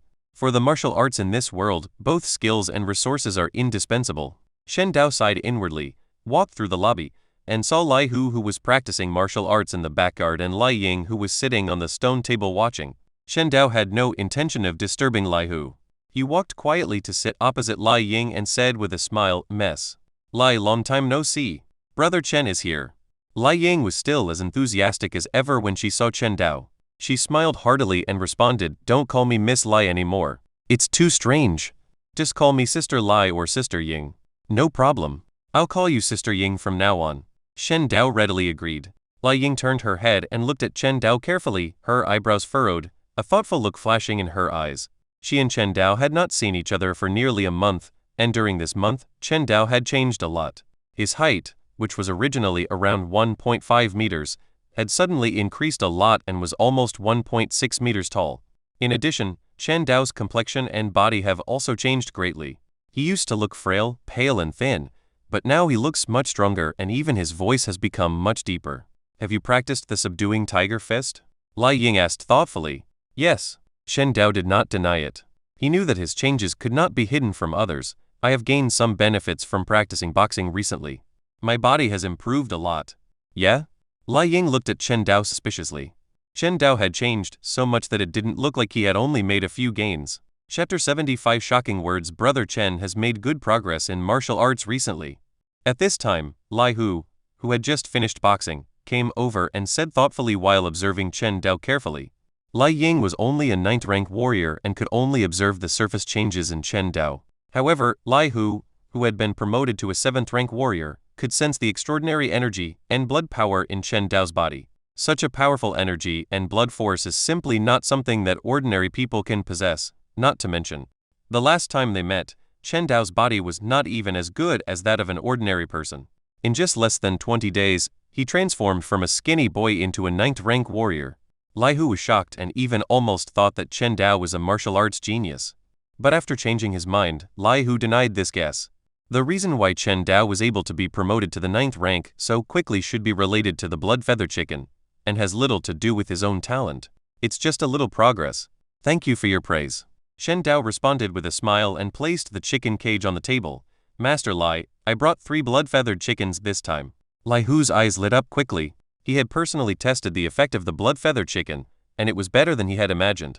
In less than 20 days, it allowed him to break through the limit and become one of the top 7th-grade warriors in Taiping County. Its effect was countless times better than medicinal herbs. Therefore, when Lai Hu saw Chen Dao take out the blood-feathered chicken, it goes without saying that he was very excited. "Little brother Chen," Lai Hu asked tentatively, "isn't the number of blood-feather chickens brought this time too little?" "Master, there's nothing I can do." Chen Dao pretended to be distressed and said, "This blood-feather chicken was caught in Kangming Mountain. The owner of the museum also knows that Kangming Mountain is extremely dangerous and prey is difficult to find. It is very lucky to be able to catch 3 blood-feather chickens at one time." Lai Hu only believed half of what Chen Dao said. It was true that Kangming Mountain was dangerous and prey was hard to find, but it was nonsense to say that Chen Dao only had 3 blood-feather chickens. It's a very simple logic. If the number of these blood-feather chickens is really so small, then how did Chen Dao become a warrior? You can't rely on bought medicinal herbs, right? Not to mention whether Chen Dao can afford the high price. Even if he can, the effect of the medicinal herbs cannot make Chen Dao's martial arts progress so quickly. Whatever. Lai Hu thought about it, but did not ask any more questions. Instead, he said, "Zhou Ying, go get 60 taels of silver and give it to Chen Zhouyu." We will buy all 3 blood-feathered chickens. Okay, Dad. Soon, 60 taels of silver were handed into Chen Dao's hands. The transaction was successfully completed. Chen Dao also declined the invitation of Lai Hu and his daughter to stay for dinner and walked out of Fuhu Martial Arts School. As soon as he walked out of the martial arts hall, a middle-aged man in a long gown came towards him. Chen Dao glanced at him inadvertently, as if thinking about something. The middle-aged man has an elegant appearance and a very special temperament. Chen Dao didn't know how to describe this temperament. He just fell, a bit like some leaders he saw in the news in his previous life. The middle-aged man obviously noticed Chen Dao. He nodded and said directly to YG, who was guarding the gate, "Please inform Master Lai that Zhu Zhuwen is here to visit." YG glanced at the middle-aged man with an extraordinary temperament, turned around and went in to report. Chen Dao got on the donkey cart and left Fuhu Martial Arts School with Chen Da and others. Not long after Chen Dao and the others left, YG hurried back and said respectfully to Zhu Zhuwen, "County Master, please come in." Obviously, YG had learned about Zhu Zhuwen's identity from Lai Hu, so his attitude changed drastically and he became respectful. Zhu Zhuwen nodded to YG, walked straight into the martial arts hall, and after passing through the lobby, he met Lai Hu and his daughter in the backyard. "The county lord is here," and Lai Hu was unable to go out to greet him. "Please forgive me." Lai Hu began to apologize, saying that the status of the county magistrate was definitely higher than his status as the owner of the Fuhu Pavilion. Logically, he should have gone out to greet him, but he was busy hiding the blood-feather chicken just now, so it was not convenient for him to go out directly to greet him. No problem. Zhu Zhuwen didn't seem to care about this. He sat down at the stone table with Lai Hu and said, "I want to eradicate the Zhu family. I wonder if the owner of the museum can lend a hand to me." A big exclamation mark flashed across Lai Hu's head and he was shocked all over. He never expected that the county magistrate would say such shocking words as soon as he arrived. Even Lai Ying, who was standing next to the two of them, was shocked. To eliminate the Zhu family. The Zhu family has existed in Taiping County for 100 years. A family that has stood for 100 years and is deeply rooted in Taiping County cannot be easily eradicated. In fact, the county magistrate before Zhu Zhuwen had also thought about moving the 3 major families, but the result was that the county magistrate died suddenly, and then it was Zhu Zhuwen's turn to take office. "Don't joke, County Master," Lai Hu said seriously. "If this gets out, I'm afraid neither you nor I will be able to live in peace." Lai Hu did not have much affection for the 3 major families in Taiping County, and even felt more disgusted with them, but this did not mean that he wanted to be an enemy of the 3 major families.